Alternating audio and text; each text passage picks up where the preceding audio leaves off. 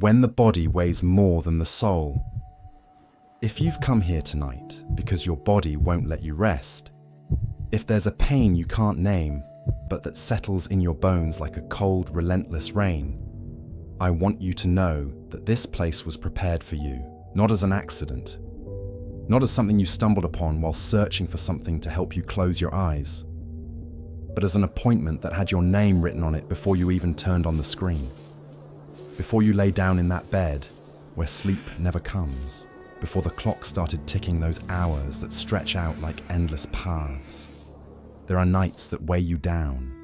You know it. There are nights when your body becomes a language that speaks only of exhaustion, of aches and pains you manage to hide during the day, but that grow immense in the darkness, becoming all that exists. Perhaps it's the persistent back pain. Perhaps it's your legs that can't find a position. Perhaps it's that tightness in your chest that you can't tell if it's anxiety or something else. And that doubt, that uncertainty about your own body, steals what little peace you had left. Or perhaps it's not a pain with a name. Perhaps it's just a fatigue so deep, so ancient, that you no longer remember what it felt like to wake up without it. A fatigue that others don't see, that others don't understand. Because on the outside you smile, on the outside you walk, on the outside you say you're fine. But inside, deep down, you know that for months, maybe years, you've been dragging a weight that no one helps you carry. If that's how you feel tonight, I want you to breathe slowly. I'm not asking you to do anything. I'm not asking you to force anything. I'm just asking you to be here, exactly as you are, with your pain exactly as it is, because tonight you didn't come looking for a cure. You came looking for companionship, and companionship is what you're going to find. Welcome to Saints for Sleeping. Tonight I'm going to tell you the story of a man who understood your pain in a way that very few have understood throughout history. A man who wasn't a doctor, who didn't study at universities, who had no degrees or academic accolades, and yet he forever transformed the way humanity cares for those who suffer. A man who slept under stairwells so others could have a bed. Who walked barefoot through icy streets so the sick could have food. Who entered burning buildings to carry out those who couldn't move. And who, at the end of his life, old, sick, his body broken by years of absolute dedication, threw himself into a frozen river to save someone who was drowning, knowing that this act would cost him his life. His name was Juan Ciudad Duarte. But the world remembers him as Saint John of God. And his story is not just the story of a saint, it is the story of someone who knew the deepest loneliness, the cruelest abandonment, the bloodiest war, mental illness, confinement, beatings, and humiliation. It is the story of someone who was treated as insane by a society that did not understand that what he had was not madness, but a love so great that it could not be contained within the rules that men had invented to measure sanity. And above all, it is the story of hands, rough shepherd's hands, calloused soldier's hands, cracked bricklayer's hands, stained with bookseller's ink. Hands that one day stopped building walls and wielding swords to dedicate themselves to the only thing that truly matters in this world, tenderly touching those who suffer, washing the wounds of those no one wants to see, supporting the bodies of those who no longer have the strength to stand on their own. Tonight, those hands are here. They are in every word of this story. They are in the silence between the sentences. They are in the slow rhythm of this unhurried narrative, because tenderness is never in a hurry, because true love doesn't run, doesn't push, doesn't demand. True love simply sits beside you and stays. So close your eyes if you like, or leave them open, staring at the ceiling, gazing into the darkness that no longer needs to frighten you, because tonight, while the world sleeps, while the streets empty and the noises fade, there is a 16th century saint who travels through time to tell you something that perhaps no one has told you today. Your pain matters, your weariness matters, your tired body and your long nights matter, And you are not alone. You never have been. But before we walk alongside John through the hospitals of love, I invite you to join our community of rest. If this refuge helps ease the burden of your night, please consider subscribing to the channel. It's a small gesture, but it helps us immensely to continue bringing these comforting stories to those who, like you, need companionship in the darkness. Thank you for being here. Let's begin. A child without roots, the early years in Montemor Novo. To find the beginning of this story, one must travel far from here. One must cross centuries of dust and oblivion, traverse fields and mountains, and arrive at a small village in southern Portugal, in that gentle, rolling region called the Alentejo, where the earth is ochre like freshly baked bread, and the winter skies have a silvery grey hue that seems woven from ancient prayers. The village is called Montemor Novo, and in 1495, when the kings of Portugal dreamed of uncharted seas and navigators prepared caravels for the end of the world, a boy was born in a humble house in that village, and they named him John, Juan Ciudad Duarte. That was his first name, a simple name for a simple family. His father and mother were people of deep faith, people who prayed with their hands clasped before eating the little bread on the table, people who lit candles to the Virgin when the harvest was insufficient, and who taught their son, even before he could understand words, that God was in all things, in the water of the well, in the flight of the birds, in the silence of the starry nights of the Alentejo. But Juan's childhood was brief, terribly brief, because when he was barely 8 years old, something happened that would change his life forever. Something biographers have recounted in different ways without ever fully agreeing. Something shrouded in a mystery that 500 years have failed to unravel. What we do know is this. A clergyman staying at the family's house took little Juan and carried him away, far from Montemor Novo, far from Portugal, across the border into Spain. And Juan never saw his mother again. He never again felt her hands on his head, never again heard her voice calling him in the afternoon as the sun set over the town's rooftops. His mother, the chronicles say, died soon after, perhaps of grief, perhaps of illness, perhaps of that terrible combination of both that so often destroys mothers who lose their children. Imagine that boy for a moment, 8 years old, walking along dirt paths with a man he barely knows, looking back, watching his village shrink in the distance, the hills of the Alentejo fading away like a dream from which someone is forcibly waking him. He has no luggage, no toys.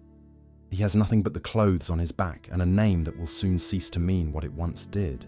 Because a name without a family is like a bell without a church.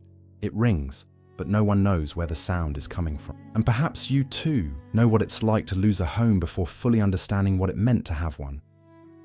Perhaps it wasn't at 8 years old, perhaps it was later, perhaps it was in a different way. But there's something inside you that recognizes that feeling of being ripped from a safe place and thrown into a world you didn't ask for, didn't choose, and don't understand. There's something inside you that knows what it's like to walk aimlessly, looking back with eyes filled with something that isn't exactly tears, but is very much like them. The boy Juan arrived in Oropesa, a town in the province of Toledo in Castile. There he was taken in by a man named Francisco Cid Mayoral, a cattle rancher who needed someone to look after his flocks. And so, at the age of 8, Juan became a shepherd, not in the poetic and bucolic sense we imagine when we think of shepherds, not with a flute and a staff under a blue sky, but in the real, harsh, everyday sense. A boy alone in the fields, cold in winter and scorching hot in summer, watching over sheep from dawn until the stars appeared above the holm oaks. A boy who learned to talk to the animals because he had no one else to talk to. A boy who learned to read the sky to know when the rain would come, who learned to light fires with stones and dry branches, who learned to treat his own scrapes and wounds because there was no one to do it for him. The years passed slowly in Oropesa, as they do when you're young and alone. Juan grew up. He became strong. he earned the trust of Francisco Mayoral, who came to value him so much that he offered him his daughter's hand in marriage, making him heir to all his lands and livestock. It was a generous offer, one that any young man without family or fortune would have accepted without a second thought. But Juan said no. Something inside him, something yet nameless and formless, something like a seed buried in dark earth, waiting for a rain that had yet to come, told him that his life was destined for another purpose. He didn't know what it was. He couldn't explain it. He only knew that this wasn't his place, that this wasn't his path, that something else was waiting for him somewhere in the world he hadn't yet visited. And so Juan left the fields of Oropesa, left the sheep that had been his companions for years, left the only stability he had known since losing his parents, and he left. He left as those who search without knowing what they seek do. He left as those who feel a calling they cannot clearly hear, but cannot ignore do. He left toward war, toward suffering, toward a long pilgrimage of decades that would take him through half of Europe and North Africa before bringing him back to the only place where God was waiting for him. But that will come later. For now, hold on to the image of that shepherd boy. Hold on to the image of a John who was not yet of God, who was still only of himself, who did not yet know that his hands, those hands that caressed the backs of the sheep and cleared stones from the path, were being prepared for something much greater. Every cold night in the fields was a rehearsal for the cold nights he would spend caring for the sick. Every lost sheep he went out to search for in the darkness was a rehearsal for every lost soul he would go out to search for in the streets of Granada. Every wound he healed on his own was a rehearsal for every wound he would heal in others. God wastes nothing, not even the loneliness of an 8-year-old boy lost in the fields of Castile. Shepherd of sheep, soldier of the world. The 16th century was an iron century, a century in which empires were measured by the blood they spilled and men by the battles they survived. And Juan Ciudad, that boy who had grown up among sheep and holm oaks, felt one day that the fields of Oropesa were too small for him, that the horizon was calling to him with a voice that sounded like gunpowder and drums, and he decided to do what so many young men of his time did when they couldn't find their place in the world. He enlisted as a soldier. He was 27 years old when he joined the troops of Captain Juan Ferruz, who served under Emperor Charles V. The mission was to defend Fuenterrabía, on the border with France, against the French army that threatened to invade Spain from the north. Juan marched with the other soldiers, carrying his armor, his sword, and a faith in the Virgin Mary that never left him, not even in the moments when everything else seemed to abandon him. The war wasn't what Juan expected. War is never what anyone expects. The tales of glory he heard in the taverns of Oropesa, the victory songs the veterans sang between jugs of wine, all of that crumbled the first time he saw a real battlefield. The bodies twisted in the mud, the screams that sounded like nothing human, the smell of blood and gunpowder mingled with the smell of damp earth, the horses falling with eyes filled with a terror that seemed more human than the terror of the men themselves. Juan discovered that war wasn't a profession for the brave, but a business for survivors, and that surviving didn't mean coming out unscathed, but coming out with his body whole and his soul shattered. And then, as if the war weren't punishment enough, Juan made a mistake that nearly cost him his life. He had been tasked with guarding a supply depot, war booty belonging to his company, and Juan, through negligence that the chronicles don't explain in detail, but which likely stemmed from fatigue and horror, failed to perform his duty with the diligence expected of him. The enemy took everything. When his captain found out, the sentence was immediate and merciless. Juan would be hanged. Imagine that moment, a 27-year-old man kneeling in the mud of a military camp, a rope being prepared around his neck, staring at a sky that could be the last sky he'll ever see. He has no family to mourn him, no home to return to. He has nothing except a name and a prayer his mother taught him before he lost her. And in that moment, in that instant suspended between life and death, Juan did what he would always do in the most desperate moments of his existence. He entrusted himself to the Virgin Mary. He prayed with an intensity he had never known before, with a devotion he didn't know he was capable of, with a faith born not of reason, but of something much deeper, of that place in the soul where words are useless, and all that remains is the silent cry of a heart that knows it is lost. And the Virgin heard him. In a way that the chronicles recount with the simplicity of someone telling a miracle as if it were an everyday occurrence, Juan was forgiven. The rope never reached his neck. Death passed him by like a shadow that brushes your shoulder but doesn't linger. Juan was free, but the experience marked him forever.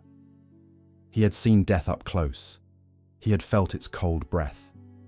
And something inside him knew that the life he had left no longer belonged entirely to him, that it had been returned to him by a grace he would have to honor in some way. However, Juan didn't learn his lesson all at once. Human beings rarely learn their lessons all at once. Nevertheless, he returned to war. In 1532, he joined the troops of the Count of Oropesa to march to Vienna, where Emperor Charles I needed reinforcements to defend the city from the Ottoman Empire's siege. Juan marched again, donned armor once more, and saw battlefields and skies darkened by smoke once more. But this time, something was different. This time, Juan observed the war with different eyes. He saw the wounded whom no one collected, the dying whom no one comforted, the sick who lay in agony in tents with no one to hold their hand in their final hours. And something stirred within him each time he saw those scenes, something he couldn't yet name, but which grew like an underground river, silent yet unstoppable. When the campaign ended, Juan returned to Spain along the Galician coast, and from there, driven by a nostalgia that had been building for decades like water behind a dam, he decided to return to Portugal, to return to Montemoro Novo, to return to the place where it had all begun, to the village where he was born, to the house where his mother had cradled him, and his father had taught him to pray. Perhaps he thought he would find something there, a remnant of his childhood, an echo of that first life that had been stolen from him. Perhaps he thought that by returning he would find answers to the questions he had been asking himself since he was 8 years old. But what he found was emptiness. His parents were dead. His mother, shortly after he left.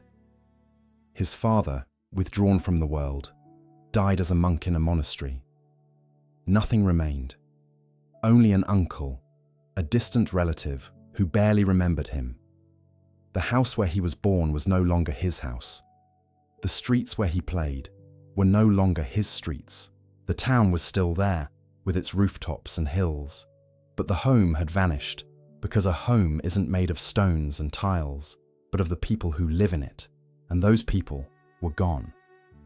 There are losses we don't discover all at once, but rather they slowly drain away, like a vessel with a crack so fine it's barely visible. Yet water leaks out drop by drop until one day you lift it and it's empty, and you don't understand how or when it became so. That's how Juan's loss was. He didn't cry when they told him his parents had died, or if he did, the chronicles don't record it.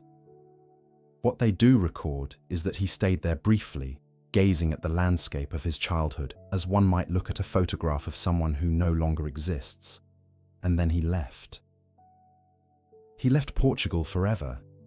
He left for the south, for Andalusia, for a destiny that didn't yet have a name but that God had already traced with invisible lines on the map of his life. And if tonight you too carry a loss you never finished mourning, if there's an emptiness inside you that resembles the emptiness Juan felt in the streets of Montemoro Novo, I want you to know that this emptiness is not the end of your story. Because Juan's emptiness was not the end of his. It was, though he didn't know it yet, the beginning. The pilgrim without a destination, from Africa to Gibraltar. After Portugal, Juan became what we might call a pilgrim without a sanctuary, a wanderer without a destination. A man who went from place to place not because he knew where he was going, but because he couldn't stay still. Because every place he stopped reminded him that he didn't belong anywhere. And that feeling of not belonging, that perpetual sense of abandonment, always pushed him toward the next horizon, toward the next city, toward the next opportunity to find something to fill the enormous void he carried inside.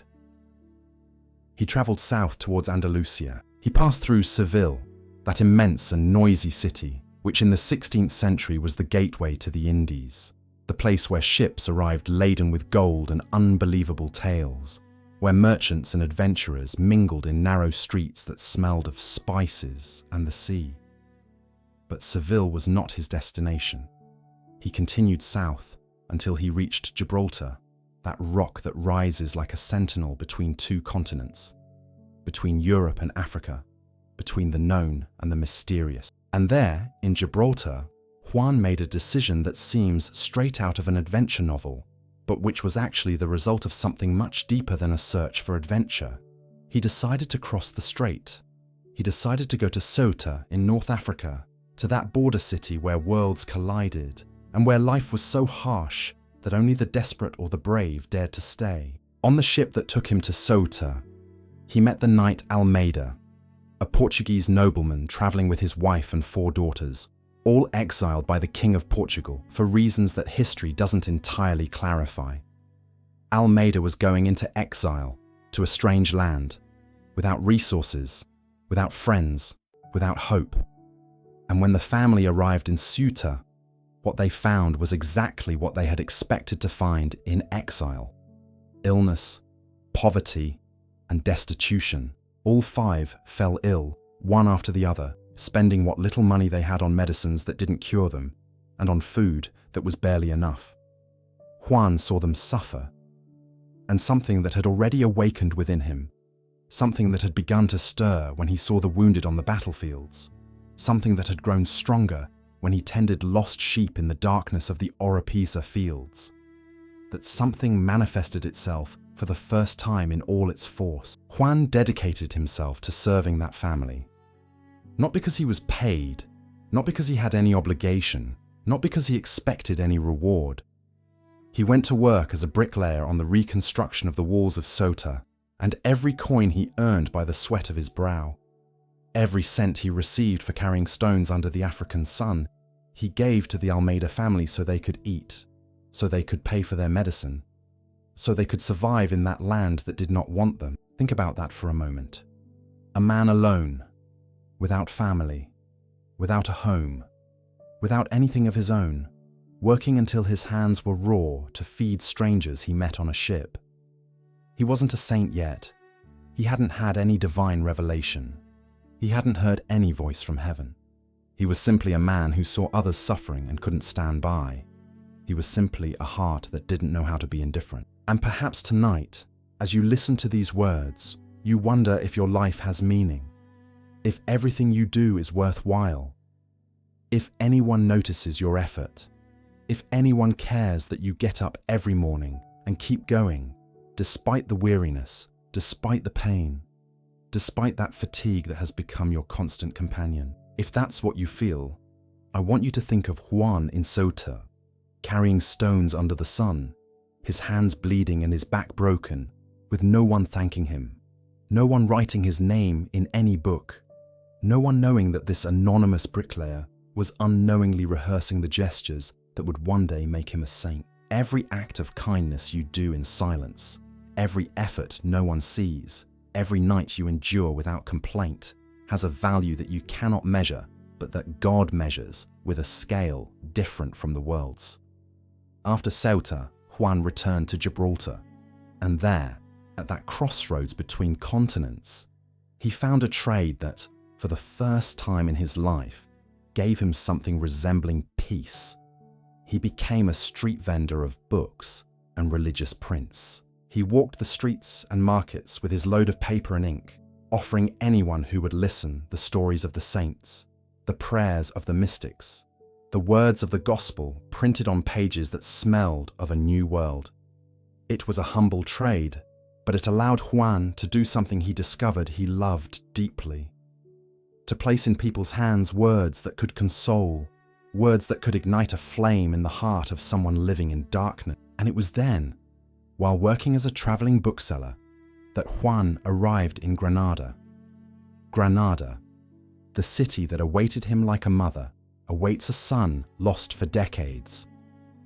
Granada, the city where the prophecy would be fulfilled, the one that, according to tradition, a mysterious child had whispered to him on the road. Granada will be your cross.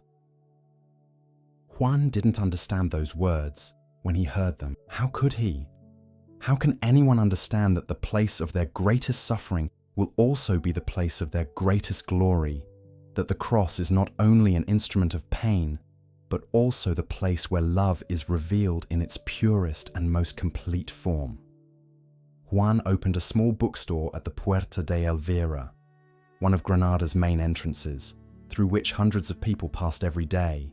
Merchants, students, religious figures, soldiers, beggars, nobles. The entire human river of a city that in the 16th century was one of the most vibrant and complex in all of Spain. There, among his books, Juan began to read.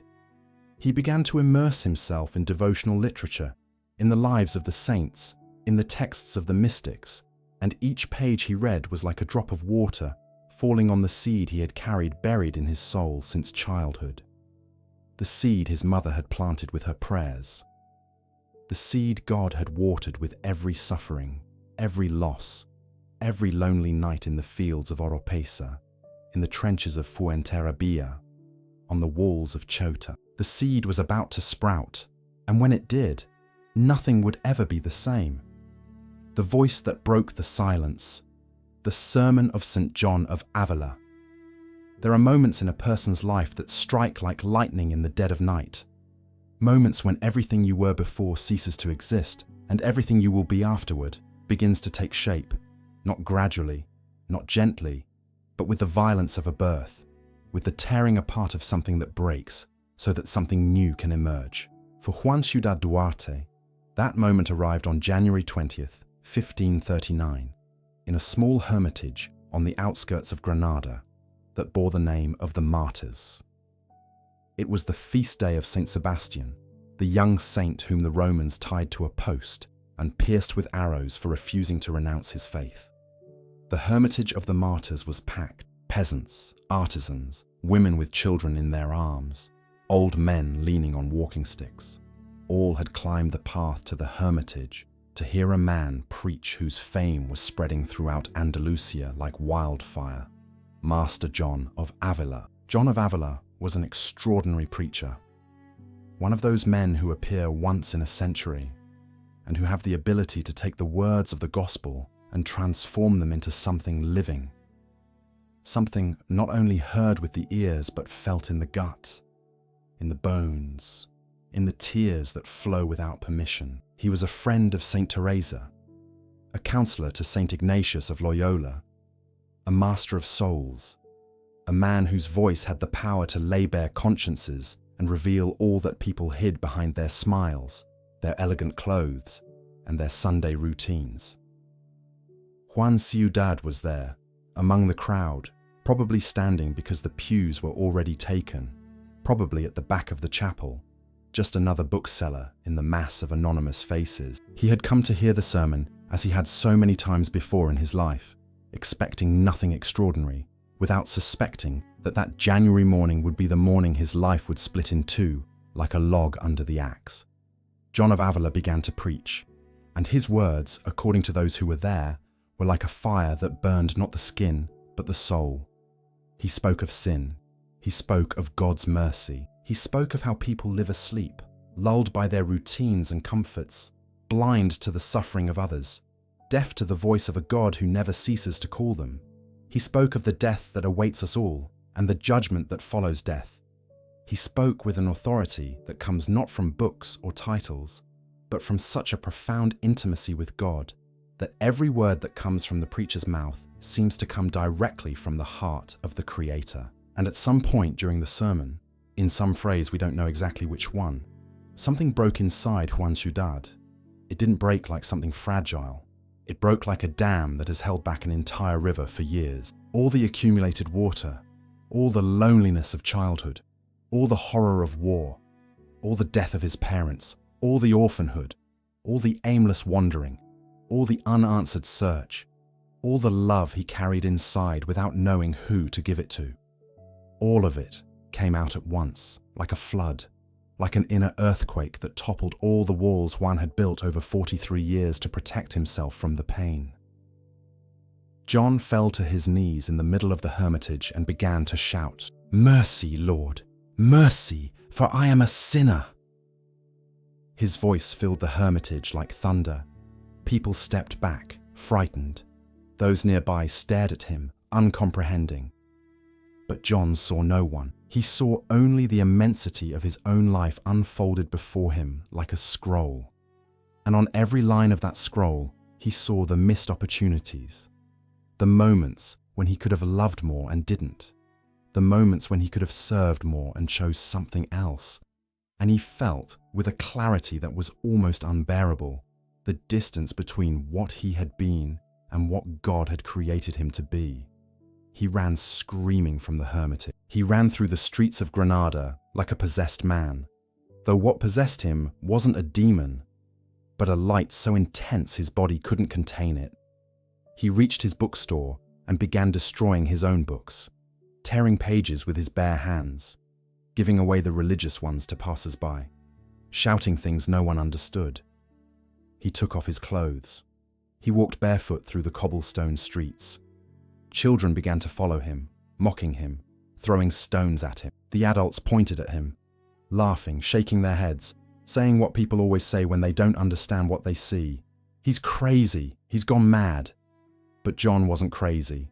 Or if he was, it was the kind of madness the saints know well, the kind the Apostle Paul described when he wrote that the foolishness of God is wiser than human wisdom. It was the madness of someone who has suddenly seen, with blinding clarity, that everything the world considers important is worthless, and that the only thing worthwhile is to love until it hurts, to love until you are empty, to love until there is nothing left of you because you have given everything. Perhaps you too have felt that inner anguish, that moment when something inside you cried out for change, for direction, for someone to tell you why you were here, what the meaning was of all this weariness, all these sleepless nights, all this unrelenting pain. Perhaps it wasn't in a hermitage. Perhaps it was in a hospital waiting room. Perhaps it was at 3 a.m. staring at the ceiling of your room. Perhaps it was in the middle of a prayer that began as a routine and ended in tears. If you have ever felt that, then you know a version of what Juan felt that January morning in Granada. And if you haven't felt it yet, don't worry. Sometimes God waits for the exact moment, the moment when you are so tired of searching on your own that you finally stop and let him find you. The citizens of Granada brought Juan before Master Juan de Avila, the very preacher whose words had stirred up that storm. And Avila, with the wisdom of a true spiritual director, did not reject him. He did not call him mad. He did not tell him to calm down. He listened to him. He looked him in the eyes. He heard his confession. And he recognized in that trembling man, covered in dust and tears, a soul touched by grace, a soul being born again, with all the pain, all the blood, and all the cries that any true birth entails. But the city was not as understanding as the preacher. Locked up with the madmen, the royal hospital. 16th century Granada had no patience for the insane, no understanding, no compassion, not even curiosity to understand what was happening to them. A madman was a problem to be solved, and the solution was simple and brutal. Lock him up, take him off the streets where he was a nuisance, put him in a place where no one would see or hear him, and once there, subject him to the only treatments the time knew for mental illness. Treatments that today seem like acts of torture, but which were then administered with the sincere conviction that they were curative. Juan Ciudad, the man who cried out in the streets begging for mercy, who walked naked, destroyed his own books, and wept inconsolably, was declared insane and taken to the Royal Hospital of Granada. And there began one of the darkest and, at the same time, most decisive chapters of his life. Because what Juan experienced within those walls not only marked him forever, but also showed him, with a clarity that no sermon could have given him, exactly what he was born to do. The Royal Hospital was an imposing building on the outside. Commissioned by the Catholic monarchs, it had the appearance of a palace, with its arches, columns, and spacious courtyards. But within its walls, in the sections designated for the mentally ill, the reality was quite different. The cells were dark, damp, unventilated, and devoid of natural light. The patients were chained to the walls, bound with ropes that cut off their circulation, and shackled with iron shackles that left permanent marks on their wrists and ankle. The guards, who were not nurses but jailers, employed the methods that popular wisdom of the time considered effective for curing madness.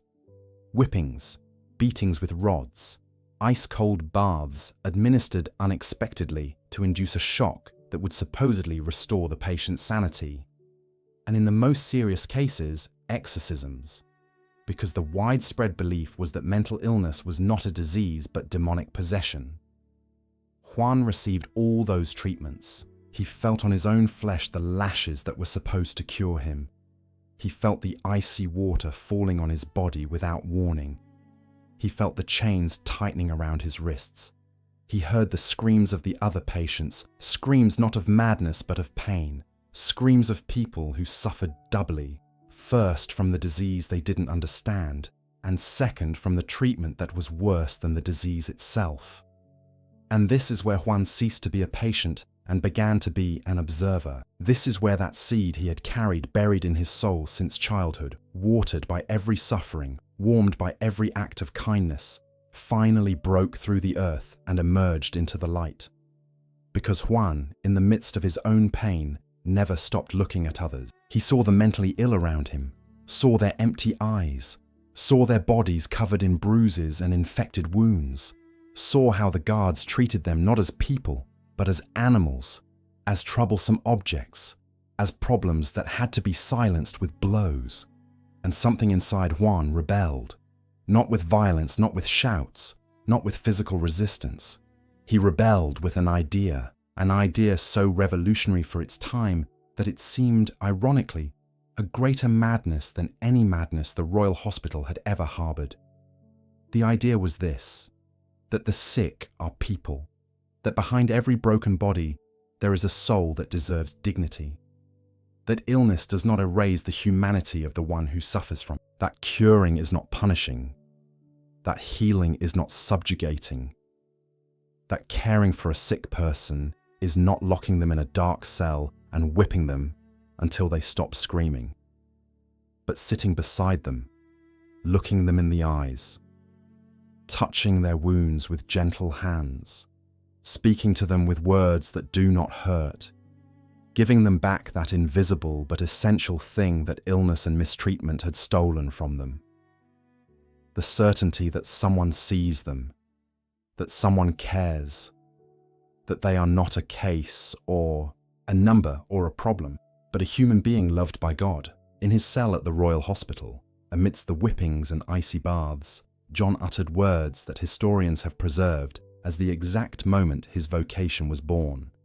May Jesus Christ bring me time and give me grace so that I may have a hospital where I can gather the poor, the helpless, and those lacking judgment, and serve them as I desire. Think of the enormity of a man in chains, beaten, treated like a madman, asking God not to free him, not to heal him, not to take him away, but to give him the grace to found a place where those who suffer as he was suffering can be treated with the love he wasn't receiving. He wasn't asking for revenge against his jailers.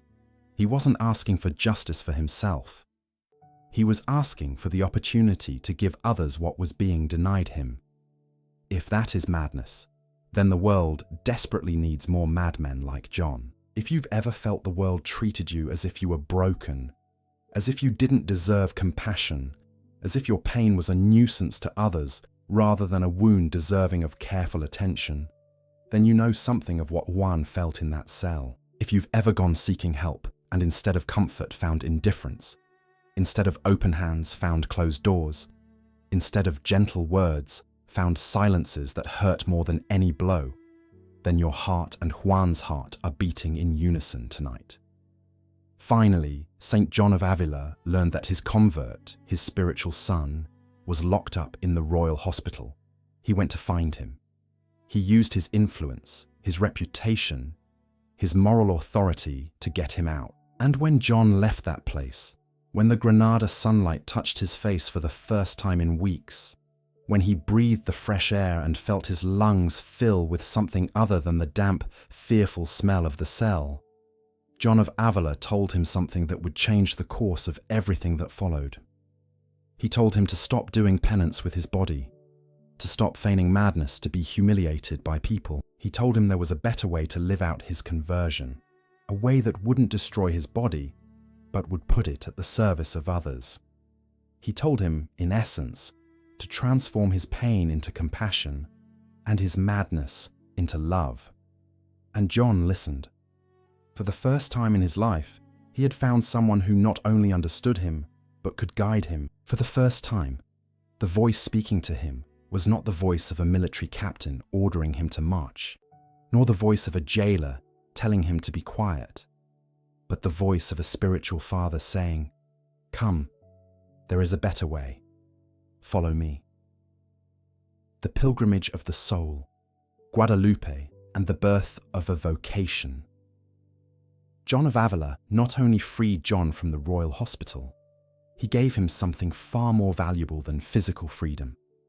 He gave him direction. He told him that before embarking on serving the sick, he needed to prepare himself. He needed to be trained. He needed his fervor to be not just fire, but directed fire. Fire with purpose. Fire that illuminates instead of destroying. And John, with the docility of one who has finally learned to trust someone, obeyed. First he traveled to Baeza, where John of Avila had a school for training priests and preachers. There, in that atmosphere of study and prayer, John began to refine his spirit. He was not a man of letters. He lacked the intellectual training of theologians and the eloquence of preachers. But he possessed something no book could teach, an almost supernatural capacity to hear the pain of others, an intuition for knowing what each person he encountered needed, a tenderness born not of weakness, but of an inner strength so great that it allowed him to be gentle without fear of breaking. After Baeza, Juan embarked on a pilgrimage that would take him to one of the most sacred places in Spain at that time, the shrine of Our Lady of Guadalupe in Extremadura. The journey was long, hundreds of kilometers on foot, along dusty paths in summer and muddy ones in winter, sleeping wherever nightfall found him, eating whatever the charity of strangers offered him.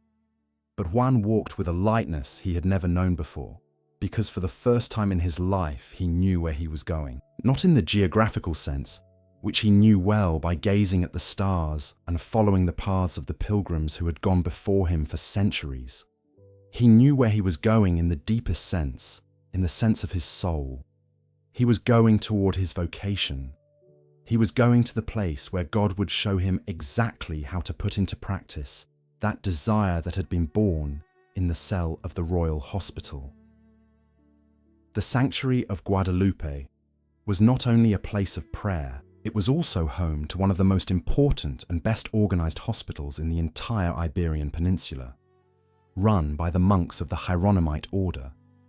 These monks had developed nursing and pharmacy techniques far ahead of their time, and their hospital was considered a true school of the science of care. John arrived there not only as a pilgrim, but also as an apprentice. He observed how the monks cared for the sick. He saw how they prepared medicines, how they cleaned wounds, how they organized the wards so that patients with contagious diseases were not placed next to those suffering from other ailments. Above all, he observed their treatment of the sick. The way those monks spoke to them, the way they touched them, the way every gesture, however small, was imbued with a reverence that transformed the act of healing into an act of prayer. And there, at the feet of the image of Our Lady of Guadalupe, In that basilica where light streamed through stained glass windows that painted the air with colors, Juan made a promise. We don't know the exact words he used, because that promise was a matter between him and God, a pact sealed in the silence of his heart, far from the ears of the world. But we do know what he promised: to dedicate every day of his remaining life, every drop of energy, every beat of his heart, to the service of the poor, the sick, the homeless, the forgotten, those whom the world had decided did not deserve attention, care, or love. It was an enormous promise. Disproportionate, some would say. Impossible, others would say. A man alone, without money, without medical training, without institutional support, with nothing except his 2 hands, and a heart ablaze with something the world calls madness, and heaven calls grace. But John didn't stop to calculate whether it was possible or not. Saints don't calculate. Saints obey love, and love doesn't understand probabilities or statistics or 5-year plans. Love says yes and then takes care of the details.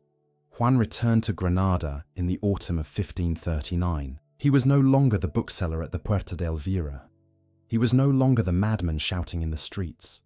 He was no longer the soldier, the shepherd, the bricklayer, or the wandering pilgrim.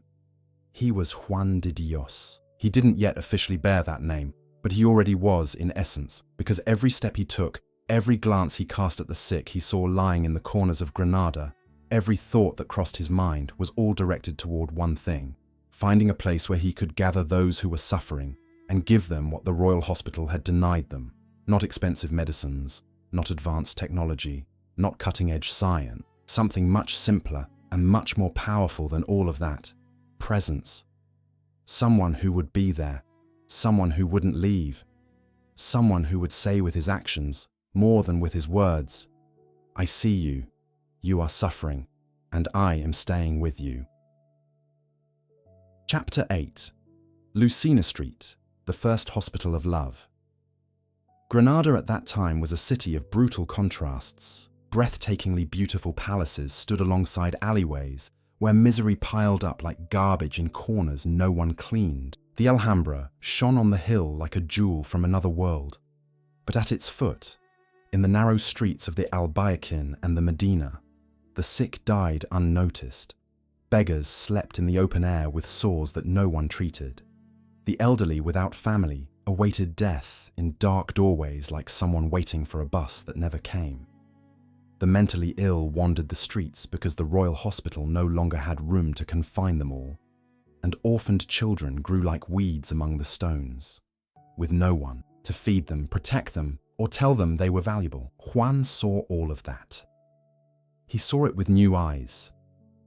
Eyes that had been cleansed by the tears of the Hermitage of the Martyrs, and sharpened by the suffering of the Royal Hospital, and trained by the monks of Guadalupe.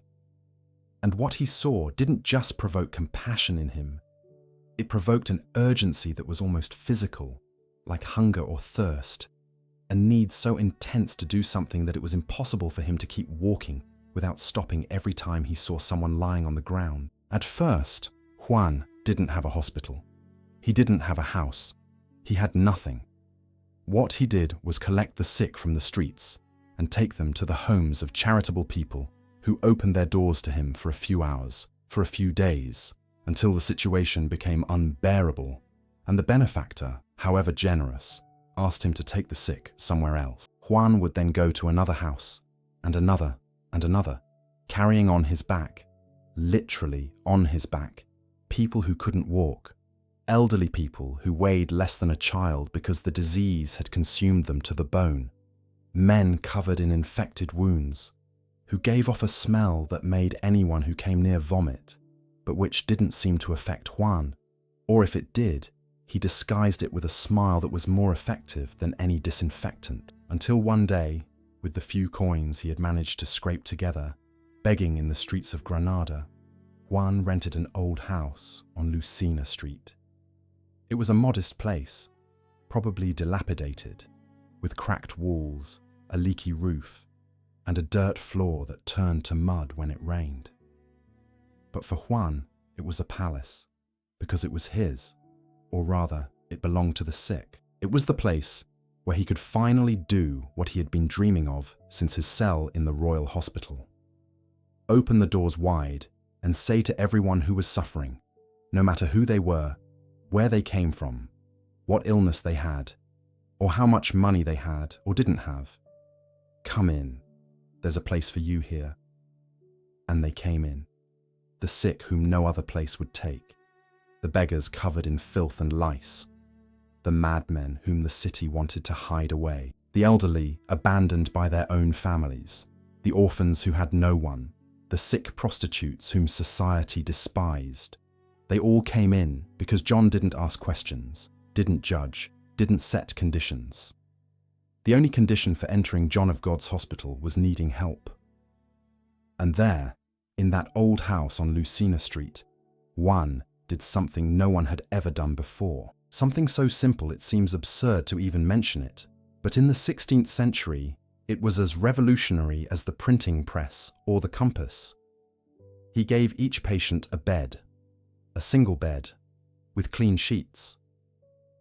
In a ward where patients with one illness were separated from those with another, to prevent contagion and to ensure each person received the treatment they needed. Before Juan, the hospitals of his time crammed all the sick together, 3 or 4 per bed, mixing those with contagious fevers with those with war wounds, the mentally ill with those dying of tuberculosis, in a chaotic mess that was more of a warehouse for bodies than a place of healing.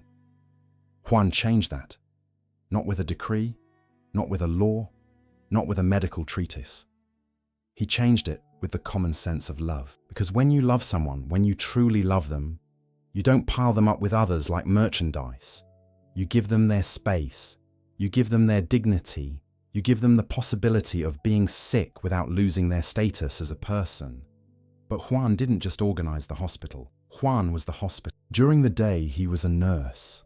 He washed the patient's wounds with his own hands, changed their bandages, prepared hot broths that he cooked himself in a pot that was far too small for so many mouths, but somehow always had enough, fed them when they couldn't eat on their own, bathed them when they couldn't bathe themselves, cut their nails, combed their hair, and spoke to them with that soft voice that people who have suffered greatly possess, and therefore know exactly what tone to use. So as he was also a cleaner, he cleaned the floors, washed the sheets, emptied the receptacles where the patients relieved themselves, did everything that no one else wanted to do, everything that others considered undignified or repugnant, with the naturalness of someone who knows that no work is undignified when it is done out of love.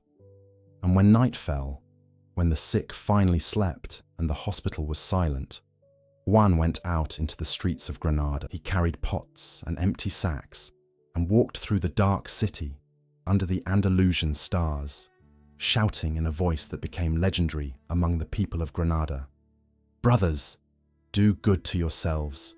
Do good to yourselves." Doors open. People came out with leftovers from their supper, with pieces of bread, with fruit, with old blankets they no longer used, with spare coins, and placed everything in the hands of that man who smelled of illness and homemade soap and something else that no one could name, but that closely resembled holiness. Juan would return to the hospital around midnight, laden with supplies like a donkey, and then make one last round. He would check on each patient. He would tuck them in with blankets. He would touch their foreheads to see if they had a fever. He would whisper words of comfort to those who couldn't sleep. And then, only after making sure everyone was cared for, would he go to sleep. But not in a bed.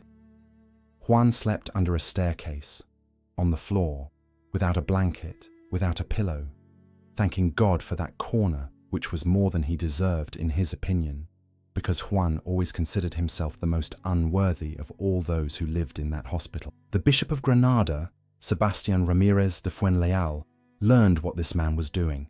He went to visit him, and what he saw left him speechless.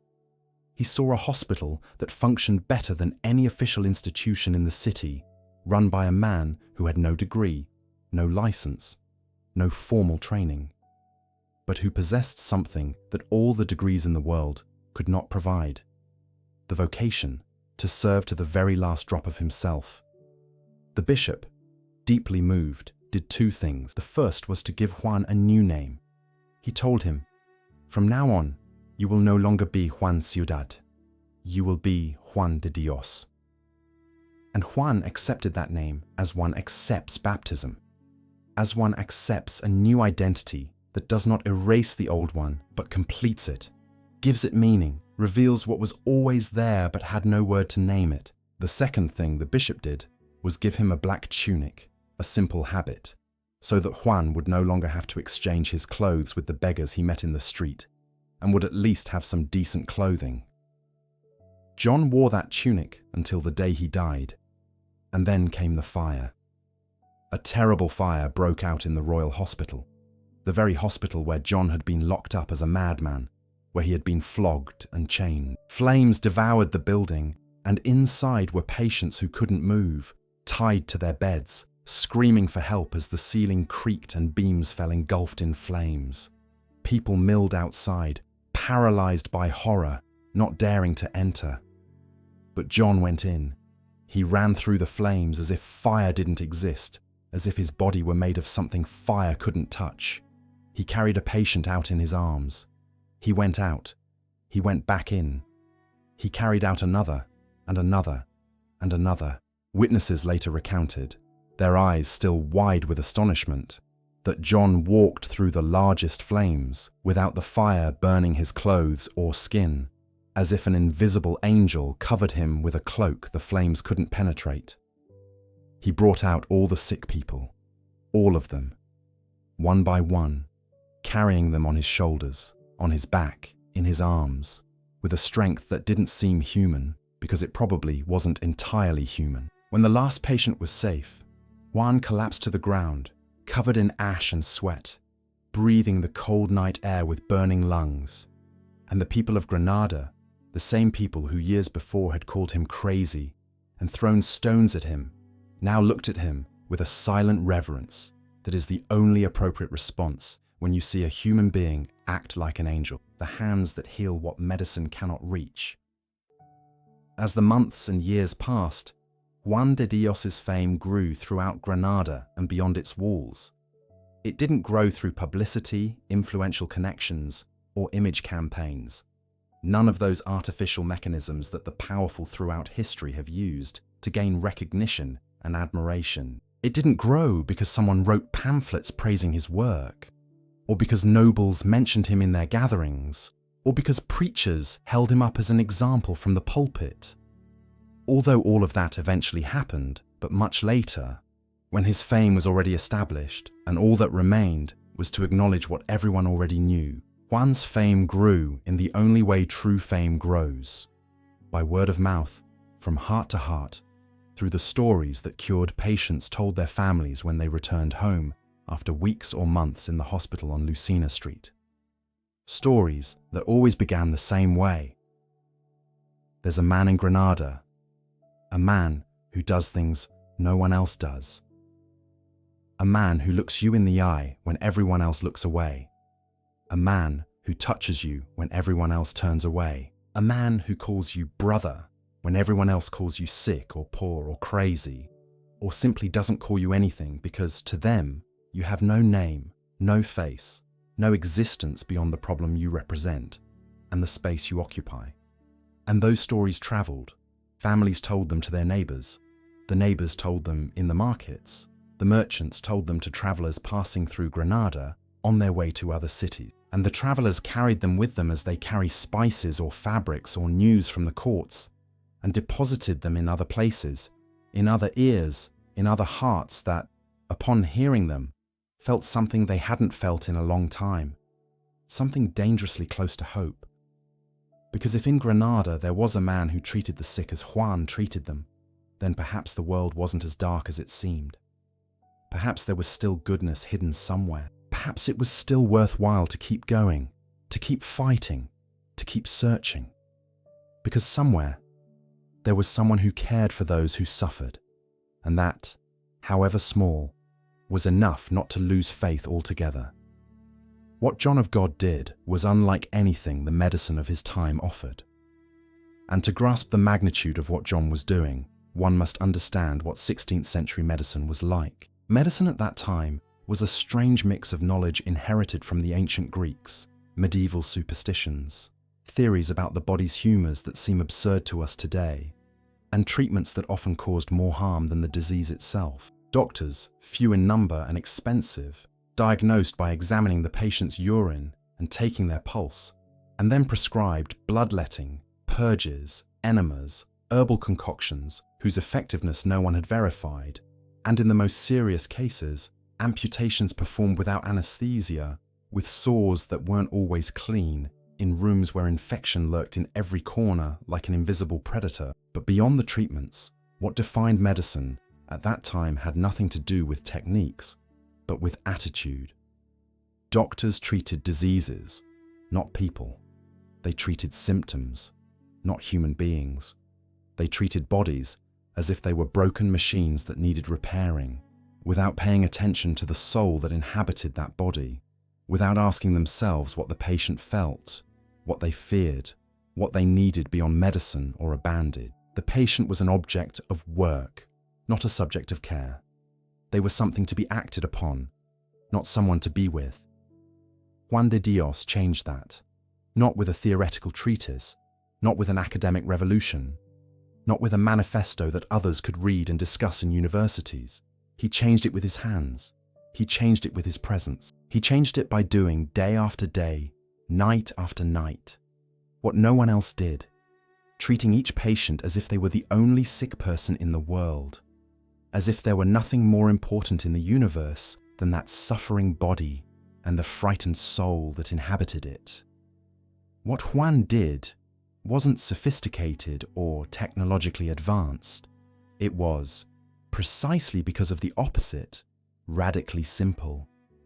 His method was tenderness. That word that sounds so gentle, so harmless, so unscientific, but which holds a power that no medicine has ever managed to match. His instrument was presence.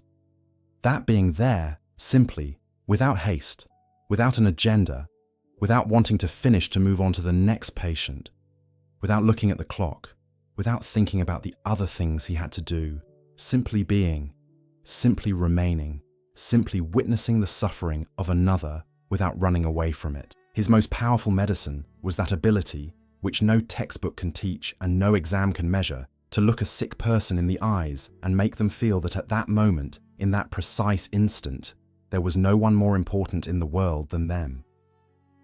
Think about what that means.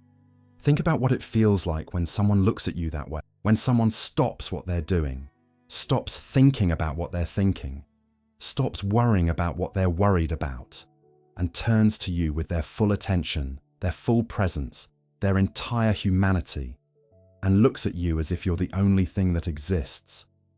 Think about how rare that is. Think about how many times in your life someone has looked at you that way, with that complete attention, that total presence.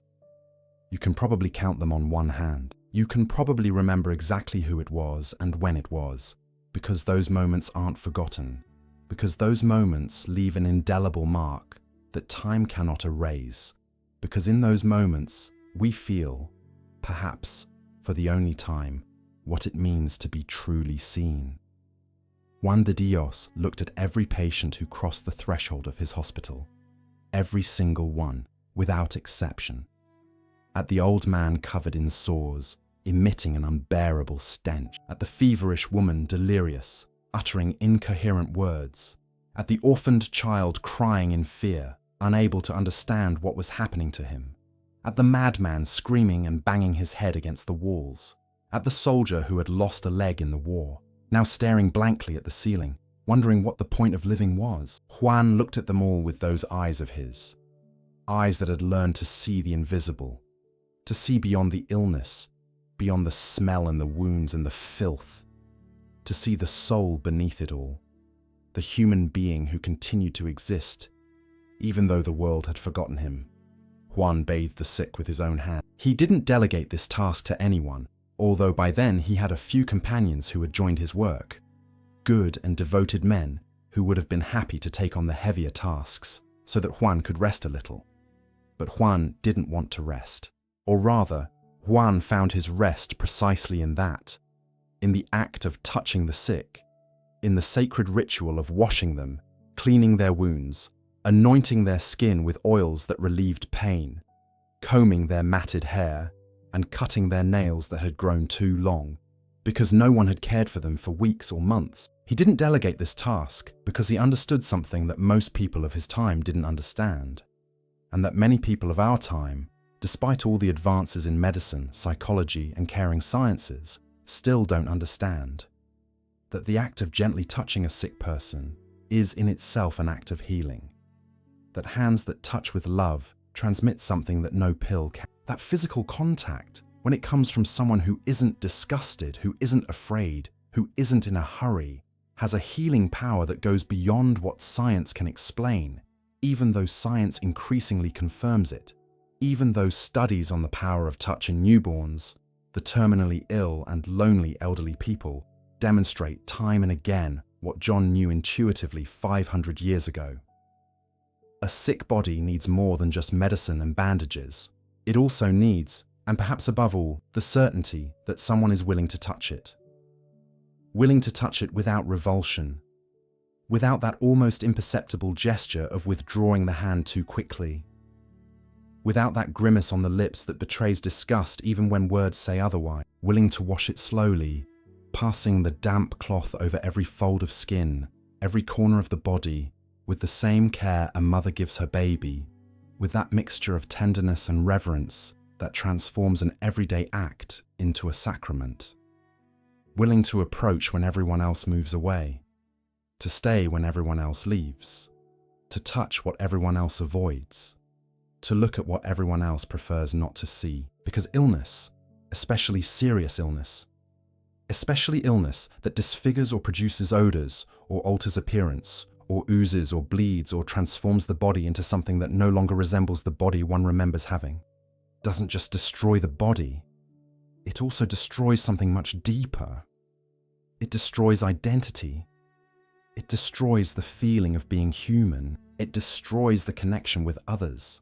That connection built primarily through touch, glances, physical proximity, all those small gestures we take for granted when we are healthy, but that disappear when we become ill because people begin to treat us differently, begin to keep their distance, begin to look at us with pity or fear or poorly disguised disgust. The sick person begins to feel less human. They begin to believe that it is their illness that defines them, that they are no longer a person with a name, a history and dignity, but rather a diagnosis, a clinical case, a problem to be solved, a burden for others to bear. They begin to hate themselves for being sick, to feel ashamed of their own body, to constantly apologize for the inconvenience they cause, to wish to disappear so as not to be a burden to anyone. They begin to die inside long before the illness kills them outwardly, because social isolation, the loss of human contact, the feeling of being invisible or repulsive, kills the soul with an efficiency that no virus or bacteria has ever achieved. And when someone like Juan arrived, everything changed. When Juan knelt beside a sick person's bed and took their hand without hesitation, when he looked them in the eyes without looking away, when he asked their name, where they came from, if they had family, what they liked to do before they got sick, when he washed their feet with warm water he himself had heated on the stove, when he changed their sheets carefully, lifting them gently so as not to cause them pain, adjusting the pillow under their head, smoothing out the wrinkles in the fabric so they wouldn't bother them, when he made them a hot soup with the vegetables he had gotten by begging the night before, and sat beside them while they ate it, talking to them about ordinary things, about the weather outside, what was being sold at the market, the news coming from other cities, as if that sick person weren't dying but a friend whom one visits at home to catch up. When he laughed with him, it was only if there was something to laugh about, because Juan knew that laughter is medicine, that humor is healing, that a moment of joy in the midst of suffering is worth more than 100 remedies. And when he cried with him, it was only if there was something to cry about, because Juan didn't feign a strength he didn't feel. He didn't hide behind a professional mask of distance and objectivity. He wasn't afraid to show that he too felt the pain of others, that it broke his heart to see a brother suffer. What that sick person was experiencing in those moments was not just physical relief. It was something much deeper, much more transformative, much more difficult to name with the limited words we have to speak of matters of the soul. It was a resurrection. It was feeling human again.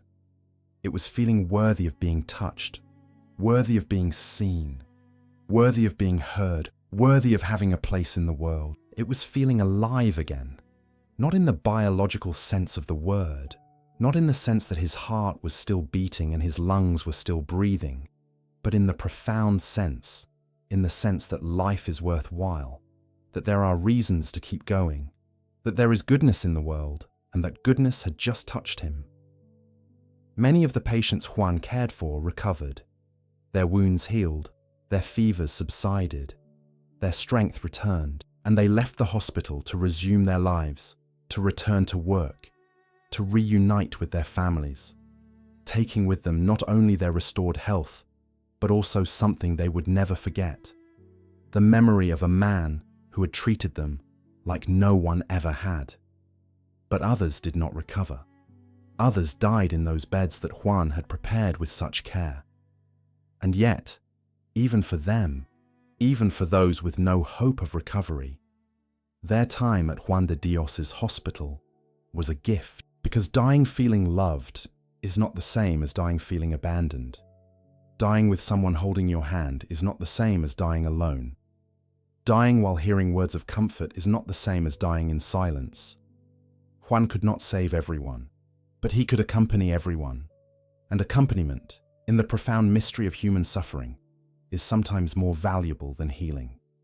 And perhaps you who are listening to these words tonight know something of what I'm describing. You don't have to have been seriously ill, although perhaps you have. You don't have to have spent weeks in a hospital, although perhaps you have.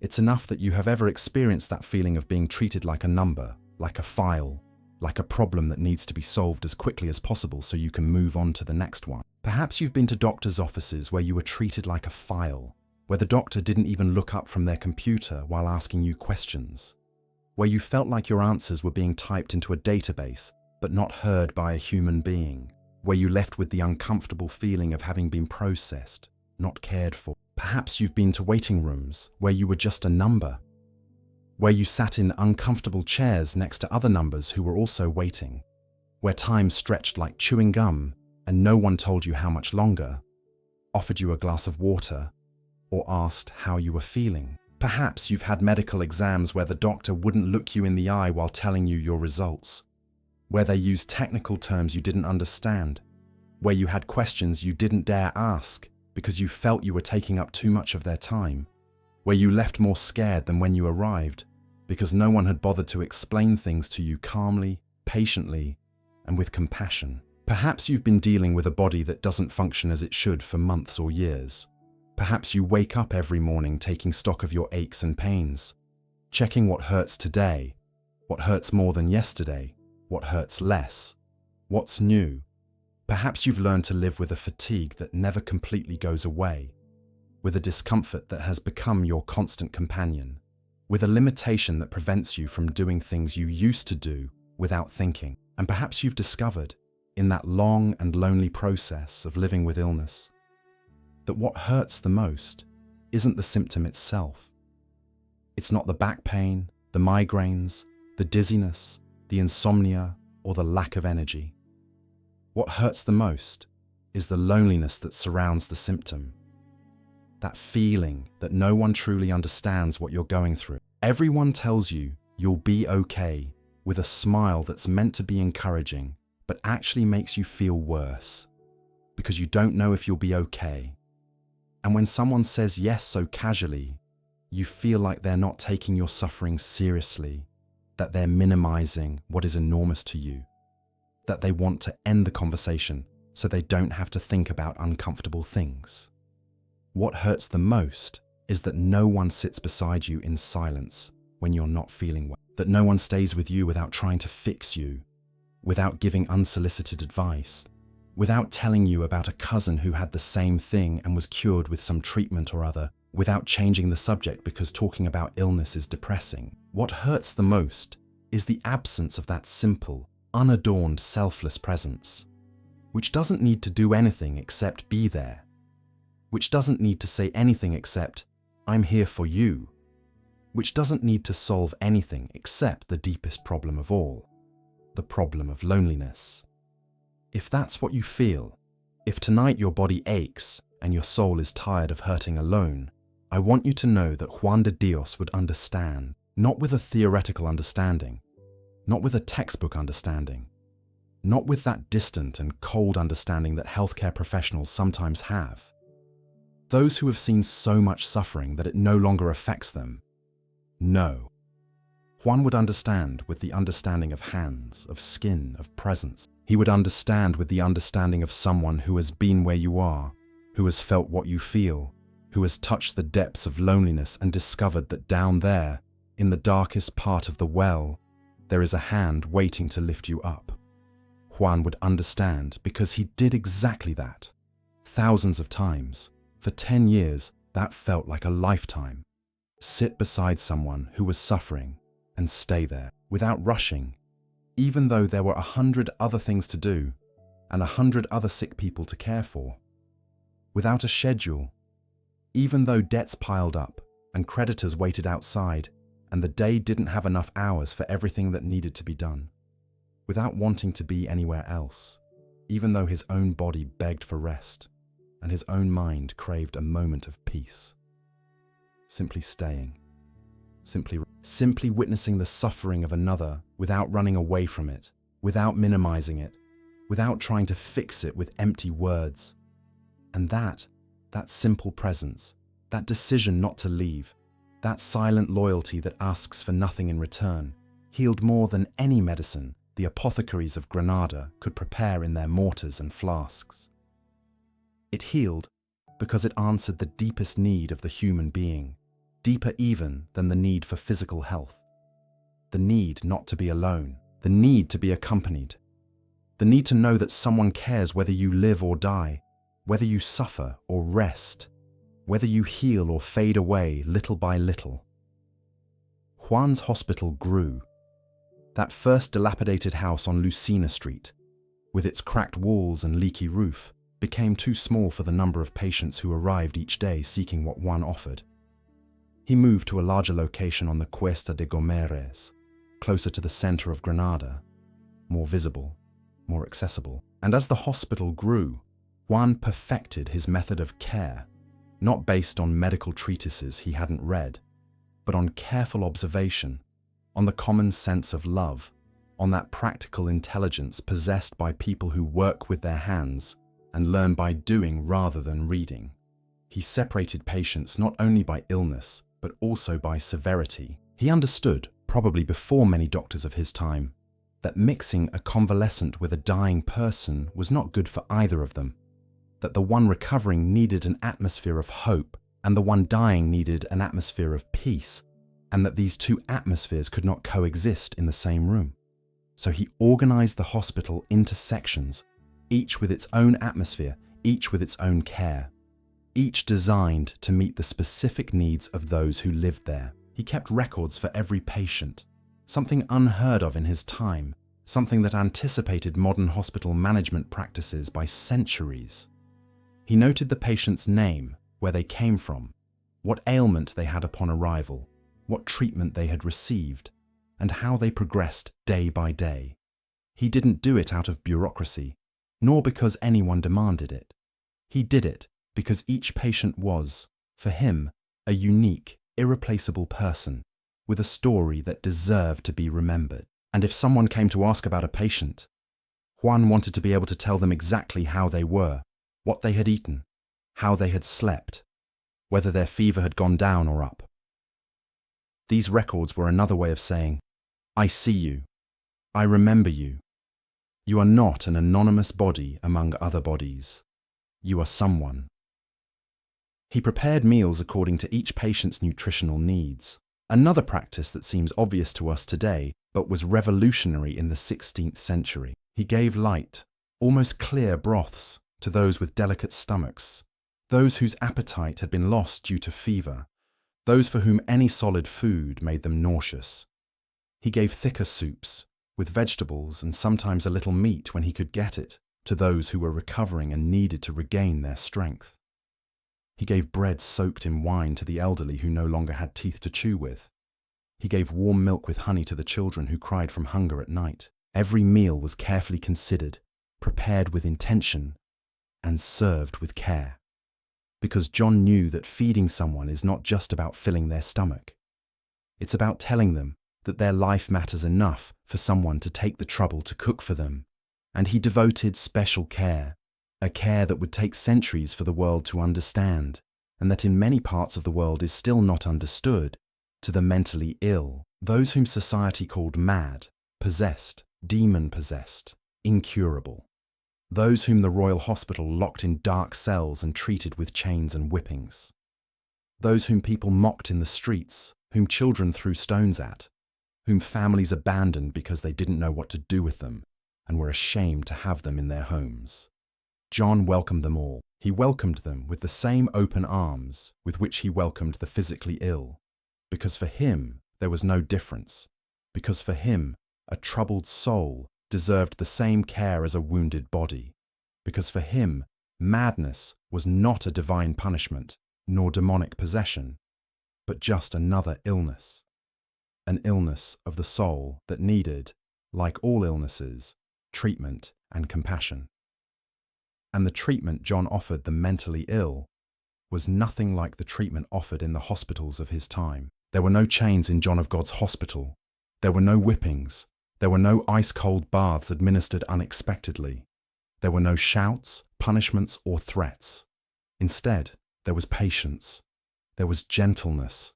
There was that calm voice that John used to speak to all his patients, but which he used with special care with the mentally ill, like someone speaking to a frightened bird that might take flight at any moment, because Juan knew from his own experience that madness isn't cured with chains, that a broken soul isn't mended with blows, that a troubled mind needs the exact opposite of what the world offers.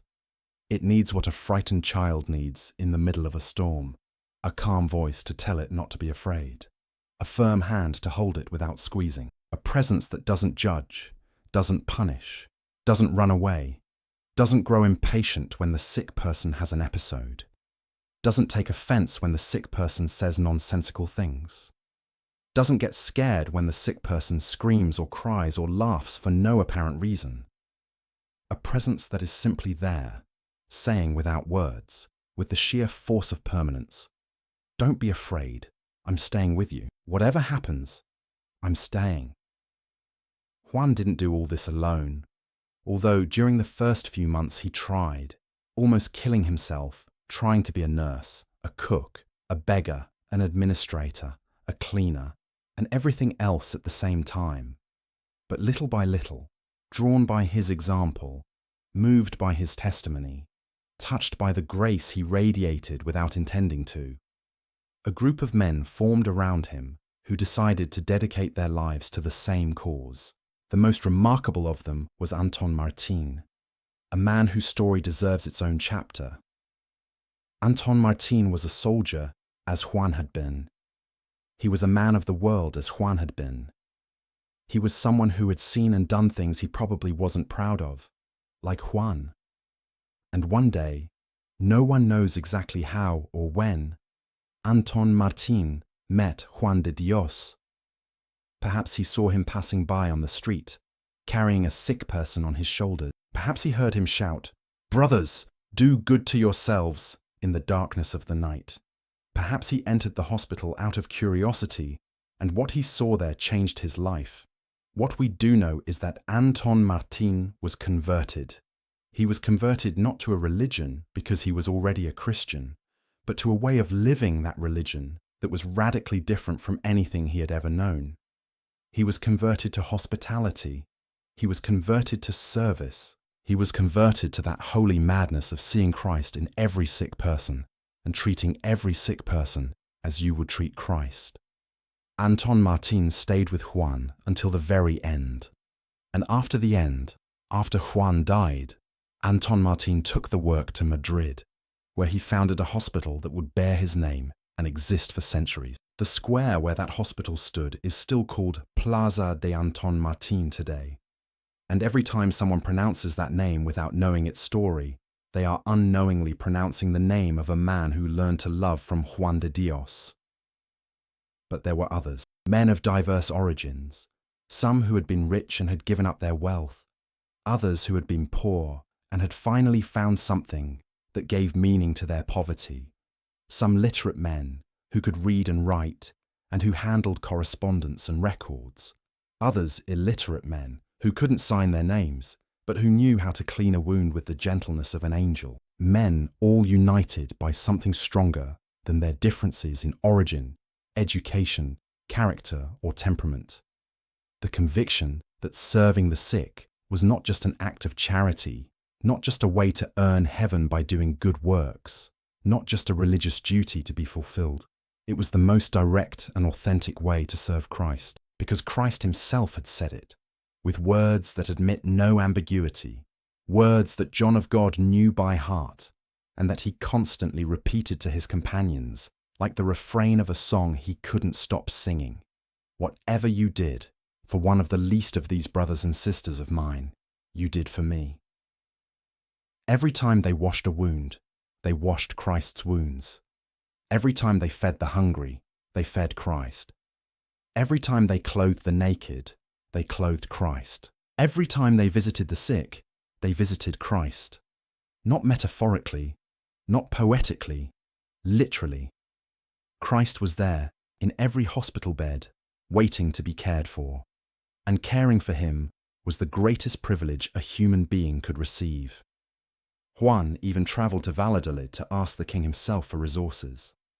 Consider the audacity of that gesture. A man without titles, without lineage, without letters of introduction, without contacts at court, with nothing to distinguish him except his black robe, his calloused hands, and his reputation as a holy madman that had reached the monarch's ears. A former madman, literally. A man who had been locked in an asylum and treated as insane. A former soldier who had almost been hanged for negligence. A former shepherd who had tended sheep in the fields of Oropesa. A nobody by the world's standards. And this nobody appeared before the court of Emperor Charles, before the most powerful monarch in the world, before the man who ruled an empire where the sun never set, and asked for help for his sick. He came forward without fear, because he who has nothing to lose has nothing to fear. He came forward without shame, because shame is a luxury those who love cannot afford. He came forward speaking of his poor as if they were his children, with that strange and touching pride parents have when they speak of their children, describing their sufferings, their needs, their small victories when they recovered, their dignified deaths when there was no possible cure. And the king listened. We don't know exactly what Juan said.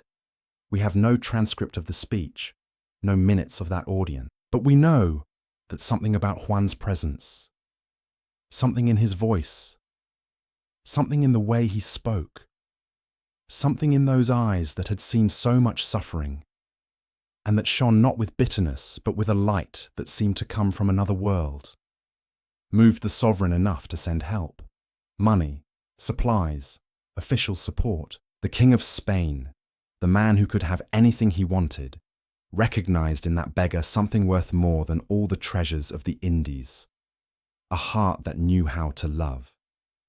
But for every resource he obtained, Juan incurred a new debt, because the needs of the sick were always, always, always greater than the means to meet them. For every bed he filled, there were 10 sick people waiting in the street. For every mouth he fed, there were 100 hungry mouths he couldn't feed. For every wound he healed, there were 1,000 wounds still festering in the alleyways of Granada, in the houses where the poor died unseen, on the roads where pilgrims fell ill with nowhere to go. Juan lived in debt. He owed money to the merchants who gave him food on credit.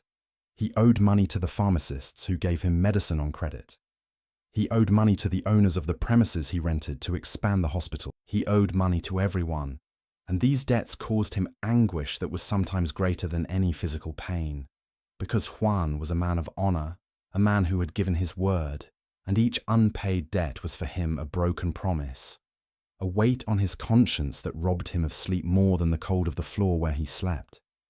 There were nights when he didn't dare go out into the street to beg, because creditors were waiting for him on street corners to collect what he owed them. Imagine that, a saint hidden away in his hospital, peeking out the window to see if the street was clear, calculating which route he could take without running into the baker or the butcher or the man who had lent him money the week before. A saint experiencing the same financial hardship so many people experience today, the same feeling that money isn't enough, that bills are piling up, that no matter how hard you work, you'll never make it to the end of the month. There were nights when worry about how to feed his patients the next day stole the few hours of sleep he allowed himself under his stares. He paced on that hard floor, staring into the darkness, doing mental calculations, wondering where he would get bread for tomorrow, where he would get medicine for the elderly man whose condition was worsening, where he would get clean sheets for the new patients who would arrive because they always arrived, because they never stopped arriving, because the suffering of the world was a river that knew neither dams nor droughts. But at dawn, always at dawn, when the first rays of the sun touched the rooftops of Granada and the church bells began to ring for Mass, Juan would get up. He would get up with his bones aching from the night on the floor, with worries still swirling in his head, with the list of debts still unresolved. He would put on his black tunic, the tunic the bishop had given him, the only clothes he owned. He would wash his face with cold water. He would say a short prayer, entrusting the day to God, and he would go out. He would go out to start again. He would go out to beg for alms, to cook for the sick, to wash them, to change their sheets, to hold their hands, to listen to their complaints, to comfort those who wept, to laugh with those who laughed, to close the eyes of those who were dying. He left because Juan had learned a truth that sustains all the saints and all those who dare to truly love. A truth the world considers madness, but which is the deepest sanity there is. That love doesn't need guarantees to move forward. That love doesn't wait to have all the resources, all the plans, all the assurances. That love acts first and trusts later. That love doesn't say, "First, I'm going to make sure everything goes well, and then I'll act." Because if it said that, it would never act. Because there's never a guarantee that everything will go well. Because life is risk, and love is the greatest risk of all. Love says something else. Love says, "I don't know how we'll eat tomorrow, but today there's bread on the table and sick people to care for, and that's enough. Tomorrow God will provide, or he won't. But that's a matter for tomorrow. Today, my job is to love. Today, my job is to serve. Today, my job is to be there for those who suffer. And today, only today, is the only day I have." Juan lived like this for 10 years. 10 years of waking up each morning not knowing how the day would end. 10 years of trusting when there was no reason to trust. 10 years of loving when love seemed insufficient, useless, incapable of solving the enormous problems he faced. And at the end of those 10 years, when his body finally gave out, when death came for him as it comes for us all, Juan could close his eyes knowing that he hadn't wasted a single day, that every sunrise had been an opportunity seized, that every sick person had been cared for with all the love he was capable of, that he had lived, fully lived, every moment God had given him. And that, in the end, is all that matters. Not how much money we left behind, not how many problems we solved, not how many guarantees we accumulated for a future that may never come. What matters is whether we loved. What matters is whether we were present. What matters is whether someone at some point felt less alone because we were there. John of God loved. He was present. and millions of people, throughout 500 years, have felt less alone thanks to him. The Janelle River, the final installment. The years of service took their toll on Juan de Dios's body.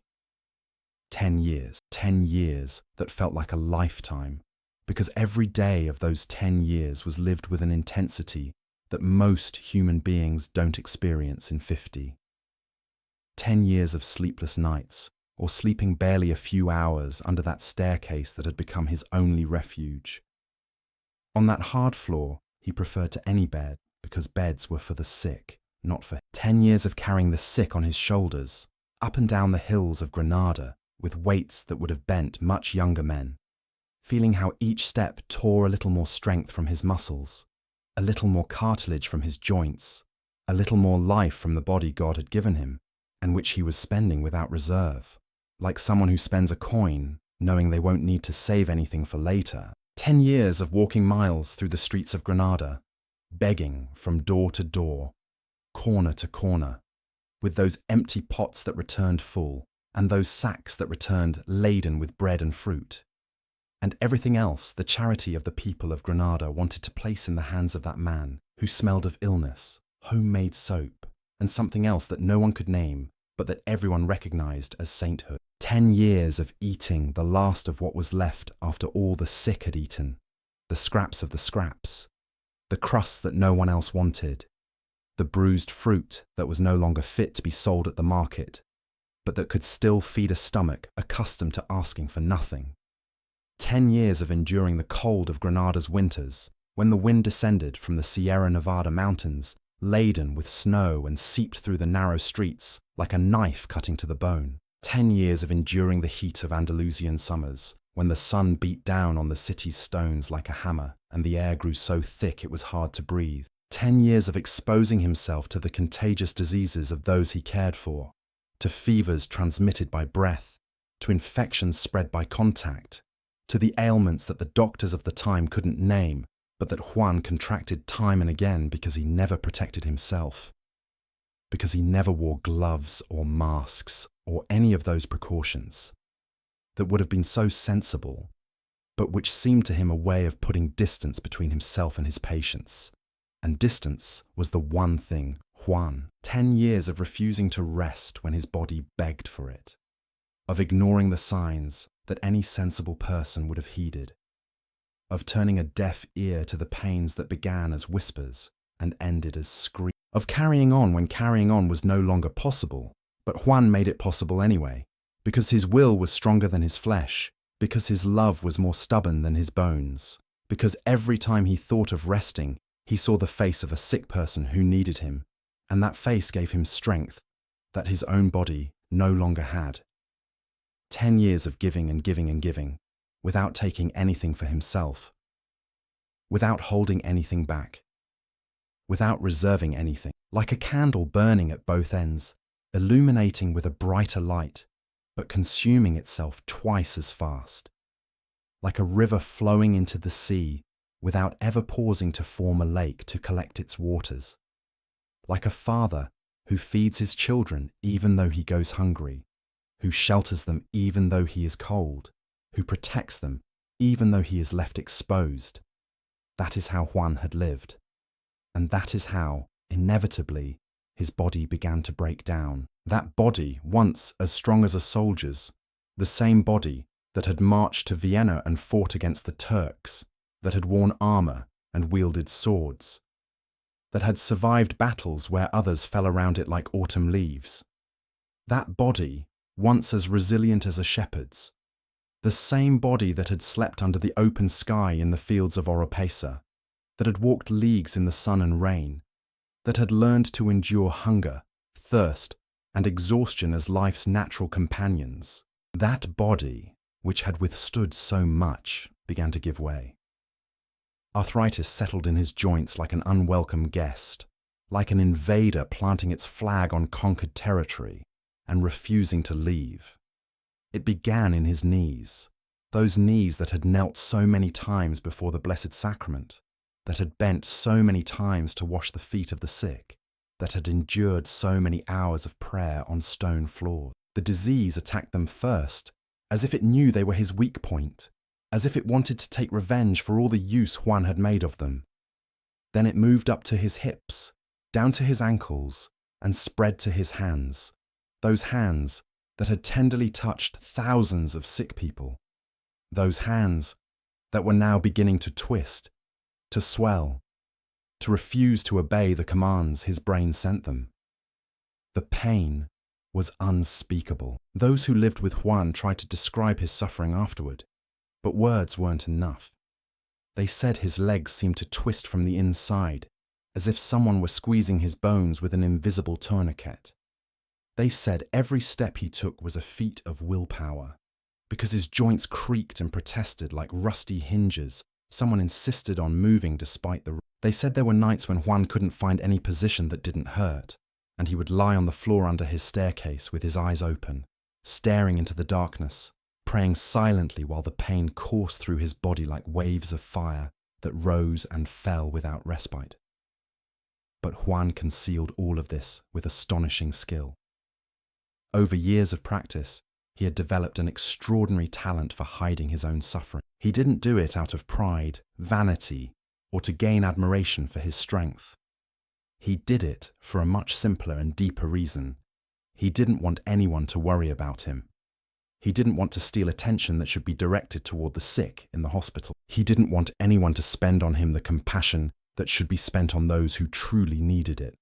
Because Juan never considered himself worthy of compassion, never considered himself deserving of care, never fully accepted that he too was a human being with limitations, with needs, with a body that could break just like the bodies of those he cared for.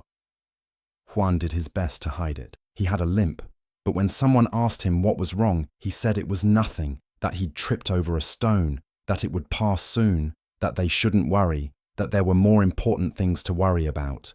Things would fall from his hands, plates, jugs, the bandages he tried to roll up, because his fingers no longer had the strength or precision they once did. But when that happened, Juan would smile and bend down to pick up what he'd dropped, as if it were the most natural thing in the world, as if it were a minor, insignificant accident, as if his hands weren't betraying him a little more each day.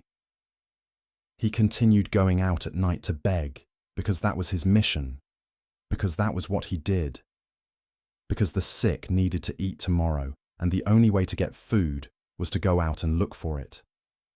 But now he walked more slowly. The streets he used to cover in an hour now took him 2, then 3, then 4. His steps had become short and cautious, like the steps of an old man afraid of falling, even though Juan was barely 50, and his spirit was still that of a young and ardent man. Each step was like treading on hot coals with his bare feet, because Juan still walked barefoot or in worn sandals that barely protected him from the cobblestones of Granada, those hard, uneven stones that now felt like knives digging into the soles of his feet with every step. The patients in the hospital watched him deteriorate. They saw him limp in the mornings, trying to hide it, but not quite succeeding. They saw him sit down to rest when he thought no one was looking, leaning his back against the wall, closing his eyes, taking deep breaths to endure a wave of pain that had just passed through him. They saw him grimace involuntarily when he bent down to pick something up, when he knelt to wash a patient's feet, when he stood up after sitting for too long. And they, the patients, those who had come to the hospital seeking someone to care for them, began to worry about their caregiver. They began to ask him to rest, to take care of himself, to let others do what he could no longer do. Father Juan, they called him, because many called him Father, even though he wasn't a priest. You need to rest. You're sick. Let the brothers take care of you. Let us help each other if necessary. But you can't go on like this. But Juan didn't know how to rest. He had never learned. It wasn't part of his inner vocabulary, that private dictionary each person carries within, defining what is possible and what isn't. For Juan, rest was a word that existed only for others, not for him. Resting seemed like an obscene luxury, an unforgivable indulgence, a betrayal of everything he had promised to all those who depended on. How could he rest when there were people suffering around him? How could he lie in bed when there were sick people to feed, wounds to wash, souls to comfort? How could he think of his own body when the body of Christ continued to suffer in every sick person in the hospital, waiting for someone to care for him? His body was saying enough. His body was screaming at him, begging him, imploring him to stop, to pause, to give him even just a day, a week, a month's respite to recover. But his heart was saying, go on, his heart. That enormous heart that was too big for his chest. That heart he had learned to love in the hermitage of the martyrs, and that since then had never stopped burning with a flame that nothing could extinguish. That heart was telling him that he couldn't stop, that to stop was to die, that the day he stopped serving would be the day he ceased to exist, because Juan no longer knew who he was without service.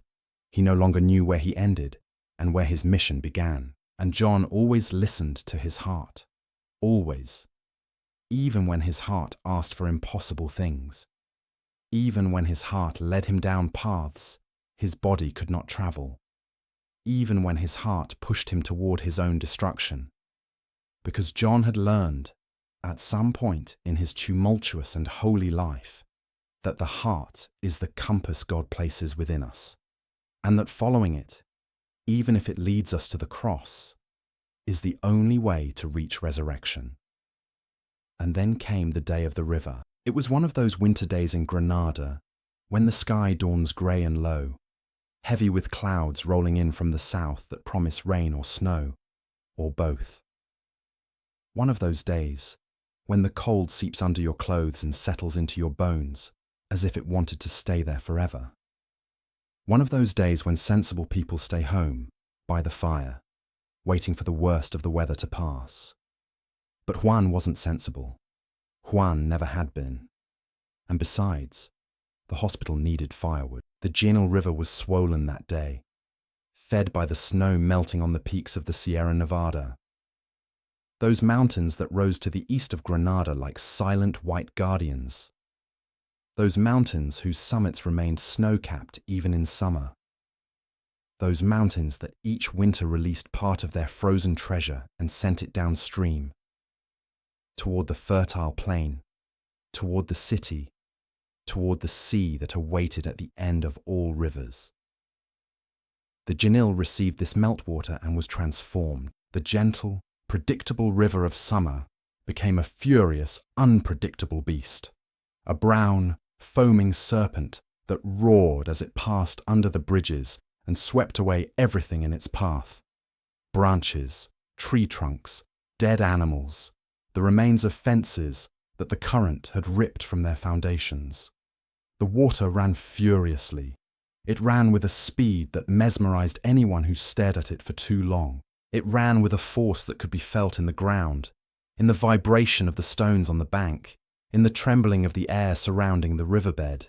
It ran brown because it carried with it the earth from the mountains, the mud from the fields, all the grime that winter accumulated, and that the thaw swept downstream. It ran foamy because the water crashed against the stones of the riverbed and broke into millions of white bubbles that seemed alive, that seemed to be fighting against the current, even though the current always won.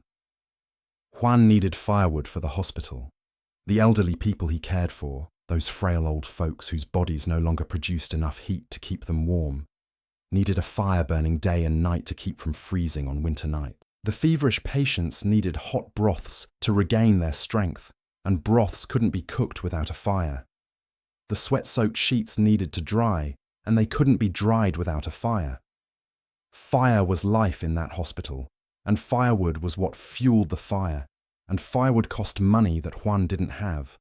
But the river, the generous and terrible river, the river that gave and took away with equal indifference, the river offered free firewood to anyone who dared to gather it. So Juan went down to the river, despite his ailing body, despite the cold that made his joints creak even more than usual, despite everything. He descended the steep bank, gripping the branches of the bushes to avoid slipping in the mud, feeling his legs protest with every step. His knees scream at him to stop, to turn back, that this was madness. But Juan didn't listen to his knees. Juan listened only to his heart. And his heart told him that the elderly people in the hospital needed warmth. With him was a young man, a fellow patient from the hospital, one of those young men who had joined Juan's work, drawn by his example. He was a good lad, full of energy, full of enthusiasm, full of that reckless daring that young people possess who haven't yet learned to respect the force of nature, because they haven't yet seen what nature can do to a human body when it decides to act. The young man leaped from stone to stone with the agility of a mountain goat, laughing at the river, mocking the current, feeling invincible as only young people can feel invincible. Juan watched him with a mixture of affection and concern. He wanted to tell him to be careful, not to get so close to the water, that the river wasn't a toy, but he didn't want to seem like a fearful old man. He didn't want to dampen the boy's enthusiasm. He didn't want to be the kind of person who's always warning of dangers that might never come. So he kept quiet, and he continued gathering branches from the bank, those small branches that the current deposited on the rocks, and that were good for starting a fire, even if they didn't last long. The boy saw a log, a large, thick log, the kind that burns for hours and would have provided firewood for several days. The log was floating down the middle of the river, slowly turning, bumping against the riverbed stones, following the current toward a destination known only to God. The boy didn't think twice. He stepped into the water. First it reached his ankles. The water was so cold it burned, but the boy didn't stop. Then it reached his knees. The current began to push him, to pull him down, but the boy kept going, his eyes fixed on the approaching log. Then it reached his waist, and then the river decided that was enough. A wave of icy water hit him sideways. It wasn't a big wave, not one of those waves that appear in sea storms. It was just a pulse of the current, a heartbeat of the river flowing by at that exact moment. But it was enough. It knocked him off his feet. The boy's feet slipped on the rocks at the bottom, covered in treacherous silt that seemed designed specifically to trip up the unwary. The boy fell. The water covered his head, and when he managed to pull it out, coughing, spitting, trying to breathe, he was already being swept away by the current. The cry that escaped his throat wasn't exactly a cry for help. It was something more primal, more animalistic, more desperate. It was the sound a human being makes when they suddenly realize they're going to die, when they feel death closing in on them like jaws, when all the survival instinct within them is concentrated into a single howl that is more of a farewell than a plea for help. The boy thrashed his arms, trying to swim, but he didn't know how to swim against that current. Nobody knew how to swim against that current, and the river dragged him farther and farther, faster and faster, toward the rocks waiting downstream, toward the whirlpools that swallowed everything that fell into them. Juan saw it. Juan heard it. And Juan didn't think. He didn't calculate the odds of success. He didn't assess the strength of the current compared to the strength of his own ailing body. He didn't measure the water temperature or consider the effect it would have on his arthritic joints. He didn't remember that he was 55 years old, that he was ill, that his legs barely held him upright, that entering that river was practically suicide. He didn't think about any of that. He didn't have time to think about any of that. Because when a life is in danger, when someone is drowning before your eyes, when every passing second is a second less of life for that person, there's no time to think. There's only time to act. Juan jumped into the water. She threw herself in, just as she had thrown herself into the fire at the Royal Hospital years before, when the flames devoured the building and the sick were trapped inside. With that same irrational certainty, that same holy madness, that same conviction that the body exists to be spent in service to others, and that keeping it, protecting it, caring for it when another needs it, is the worst way to waste it. She threw herself in without hesitation, without wavering, without looking back. She threw herself in with all that she was, with all that she had, with all that remained. The water struck him with a violence that would have knocked down a young, healthy man. It was like being hit by a wall of liquid ice, by a giant fist made of cold and fury. Juan was no longer young. Juan was no longer healthy. Juan was a 55-year-old man with arthritis in every joint, his body worn down by a decade of deprivation, his lungs weakened by countless nights sleeping outdoors, his heart beating too fast and too hard to compensate for all that the rest of his body could no longer do. The cold cut off his breath like a knife. It was as if someone had squeezed his lungs with both hands, forcing out all the air at once and refusing to let any more in. Juan opened his mouth to breathe and only managed to swallow water. Icy water that burned his throat and filled his stomach with a chill that spread from the inside out, mingling with the cold that came from the outside in, until his whole body was cold, just cold, a cold that didn't seem to belong to this world, but to the other. The world where there is no more warmth, because there is no more life. His arthritic legs burned as if the icy water were liquid fire. Every movement was agony. Every kick felt like someone was stabbing knives into his knees, his hips, his ankles. His whole body screamed at him to stop, to let himself be carried by the current, to accept the inevitable, that the boy was already lost, and that trying to save him would only mean losing 2 lives instead of 1. But Juan didn't listen to his body. Juan had never listened to his body. Juan listened to his heart, and his heart told him to swim. So he swam. He swam against the current, with clumsy, desperate strokes, with a style no swimming instructor would have approved of, with movements that were more willpower than technique, more stubbornness than skill. He swam while the water tried to swallow him, while the stones on the bottom battered his legs, while the cold stole his strength second by second. He swam until his arms burned more than his legs, until his lungs burned more than his arms, until his whole body was pain, and pain was all that existed. He swam out to the boy. He grabbed him. He held him with a strength he didn't know he still possessed, with that superhuman strength that sometimes appears in moments of crisis. When the body discovers reserves it didn't know existed because it had never needed them before. He held him and didn't let go, even though the current pulled them both, even though the boy struggled and kicked and almost drowned him in his panic, even though all seemed lost. And then, in a way that Juan could never explain afterward, because there was no time to explain anything, in a way that can only be attributed to providence or a miracle or that incredible stubbornness that had defined his entire life, Juan managed to get the boy to shore. He dragged him through the shallow water, feeling the stones on the bottom cut his hands, the mud suck in his feet, each inch of progress requiring more effort than the last. He dragged him until the water only reached his ankles, then his feet. Then it no longer reached him because he was out, because he had made it, because he had succeeded. Other people rushed to help them, people who had seen everything from the riverbank, who had shouted and cried and prayed while Juan fought against the river, now rushed towards them to pull them out completely, to wrap them in blankets, to rub their arms and legs trying to give them back the warmth that the river had stolen from them. The young man survived. He coughed for hours, trembled for days, but he survived. He would live for many more years, and during all those years, he would tell the story of how Juan de Dios had pulled him from the Janel River, and every time he told it, his eyes would fill with tears because he remembered those hands holding him, that voice telling him not to give up, that presence that held him when everything else let go.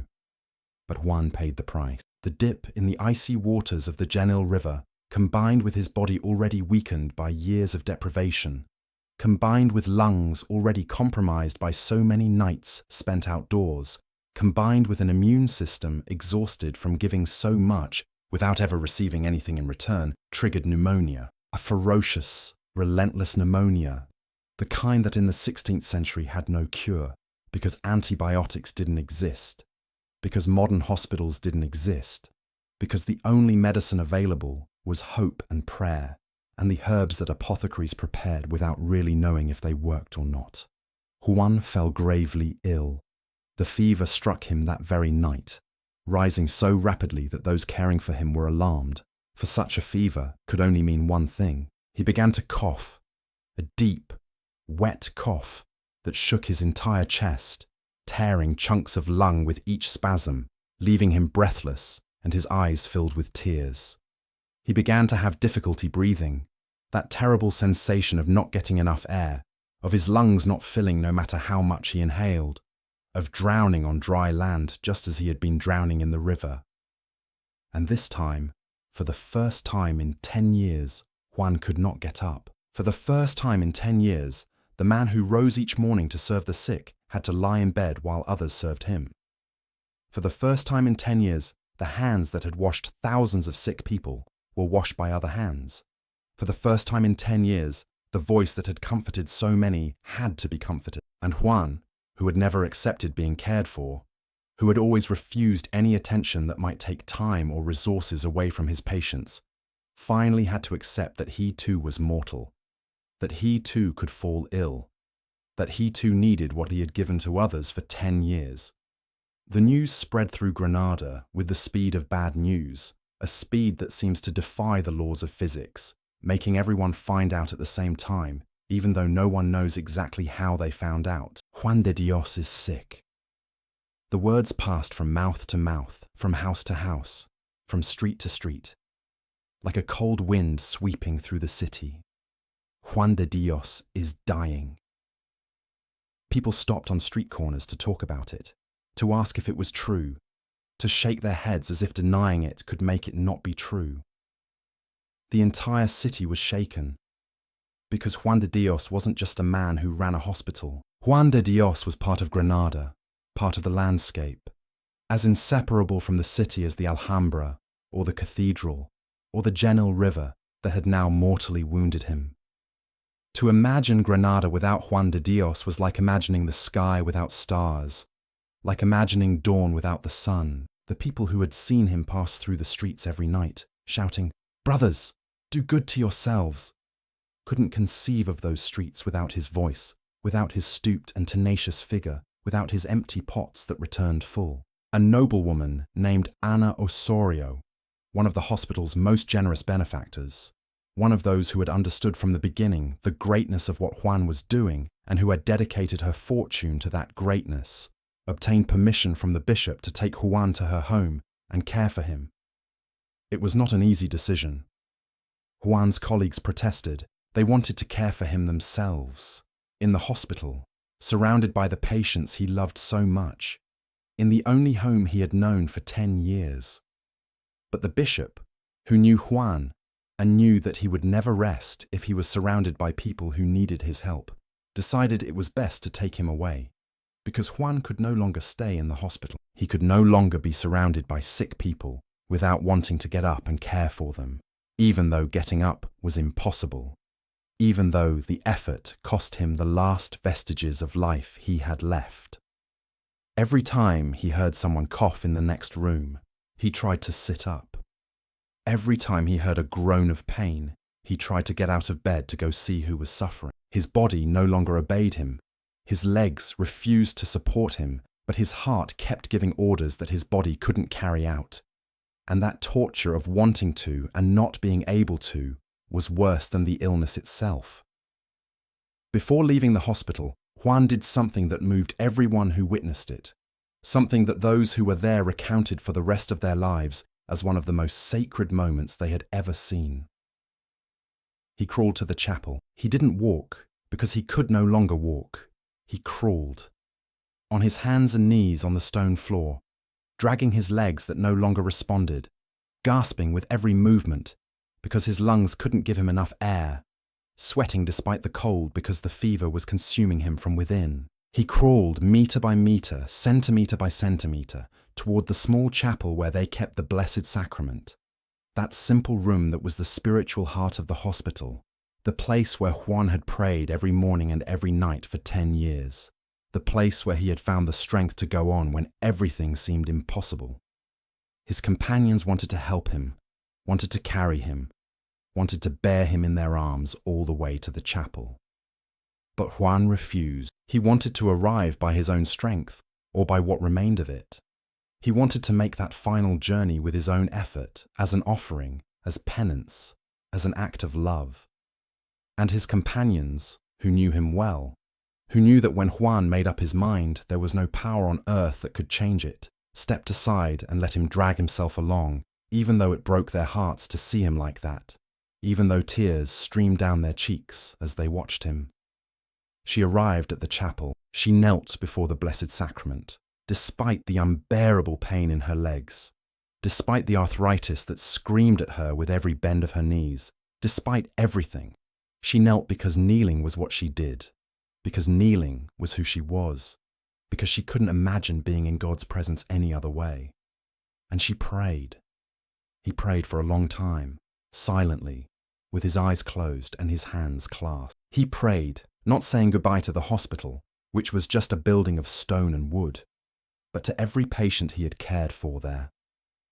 He prayed, remembering every face he had washed, every hand he had held, every body he had carried on his shoulders, every soul he had comforted on dark nights when pain was stronger. He prayed for those who had recovered and returned to their lives. He prayed for those who had died in his arms and were now waiting for him on the other side. He prayed for those still in the hospital beds, who needed him even though he could no longer be with them. When he finished praying, he called Anton Martin, his most faithful disciple, the one who had been by his side almost from the beginning, the one who best understood what John had tried to build. He entrusted him with the direction of the work. He asked him to continue, not to let what he had started die, to keep opening the doors to all who suffered, to keep alive the spirit of hospitality that was more important than any building or any organization. And then he gathered all his companions, all the men who had joined him over the years, and told them something none of them ever forgot. Love one another, and never stop caring for the sick with the same tenderness with which I have tried to care for them. These were his last instructions, his spiritual testament, the summary of all he had learned and all he wanted to pass on. He left them no money because he had none. He left them no property because he owned none. He left them a commandment of love, and that commandment would be worth more than all the inheritances in the world. They carried him to Ana Osorio's house on a makeshift stretcher, because he could no longer sit upright in a carriage, because he could do nothing but lie there while others cared for him. The procession that accompanied him was silent and solemn, like a funeral before the funeral. People knelt as he passed, touched the stretcher as if it were a relic, wept openly and murmured prayers that mingled with the sound of footsteps on the cobblestones. Ana Osorio's house was beautiful. It was one of those stately homes in Granada where everything spoke of comfort and refinement. The carved wooden furniture, the velvet curtains, the tapestries that covered the walls to ward off the cold. There were plush beds with feather mattresses, with white linen sheets that smelled of lavender, with pillows so soft they felt like clouds. There were crackling fires that kept every room warm. There were servants who moved silently, anticipating every need before it was even spoken. It was, in short, everything Juan had rejected for 10 years. Everything he had given to others while denying it to himself. John looked around. He looked at the curtains and tapestries. He looked at the bed that awaited him. He looked at the fire crackling in the fireplace. And his first words were, "These comforts are too much of a luxury for me, a miserable sinner."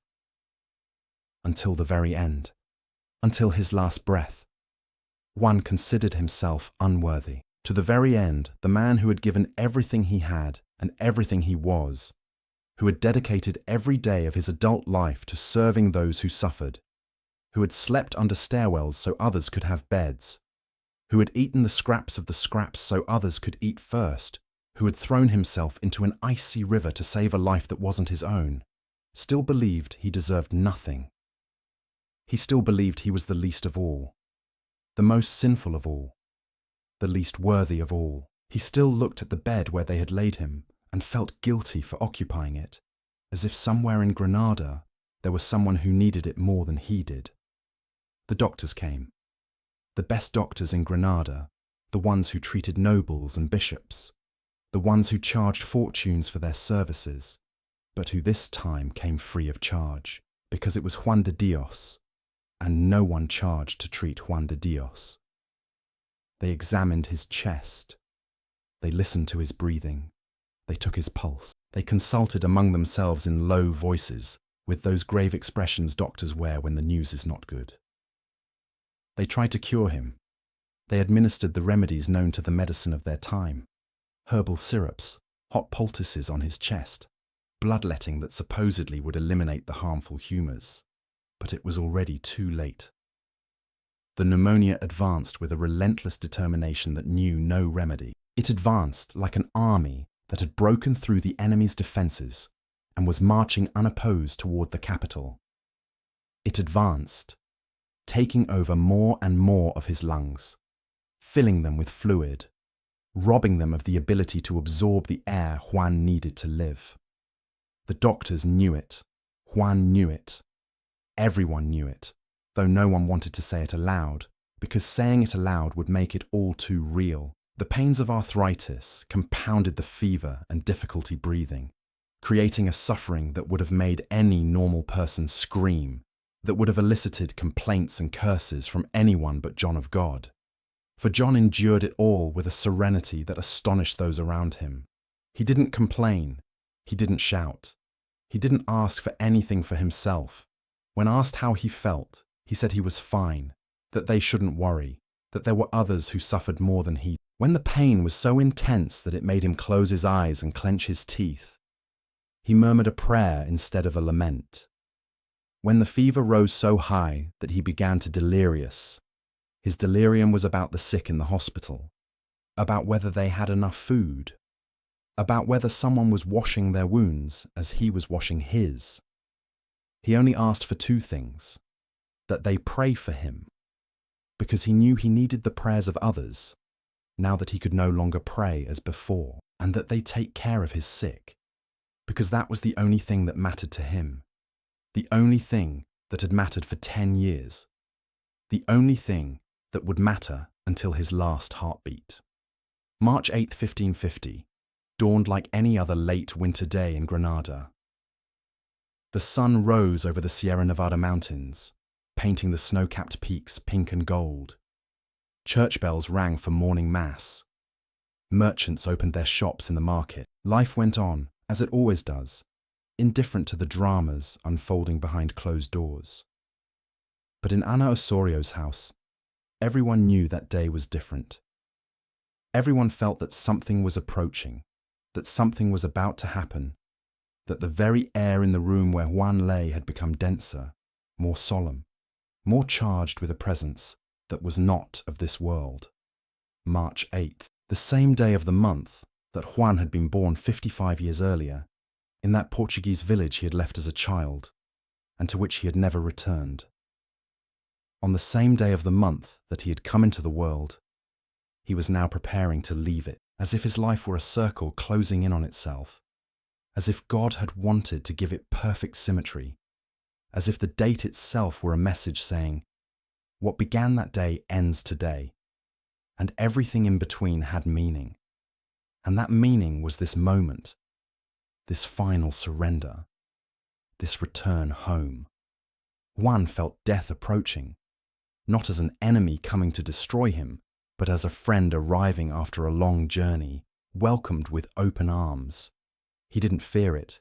He never had. How could a man who had spent 10 years surrounded by the dying, who had held the hands of hundreds as they breathed their last, who had seen so many times how the body lay still and something invisible rose to a place beyond the reach of sight, possibly fear death? Juan knew death. He knew it intimately, and he knew it wasn't the end, but the beginning of something beyond human words.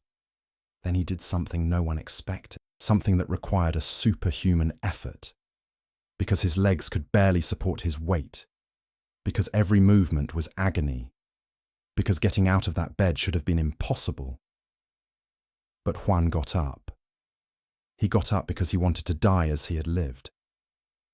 He got up because he wanted his last position in this world to be the same position he had assumed thousands of times before the Blessed Sacrament.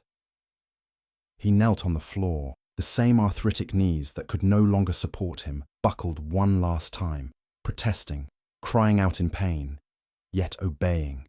He clasped his hands to his chest, those hands that had washed so many sick people, carried so many dying, caressed so many fevered brows.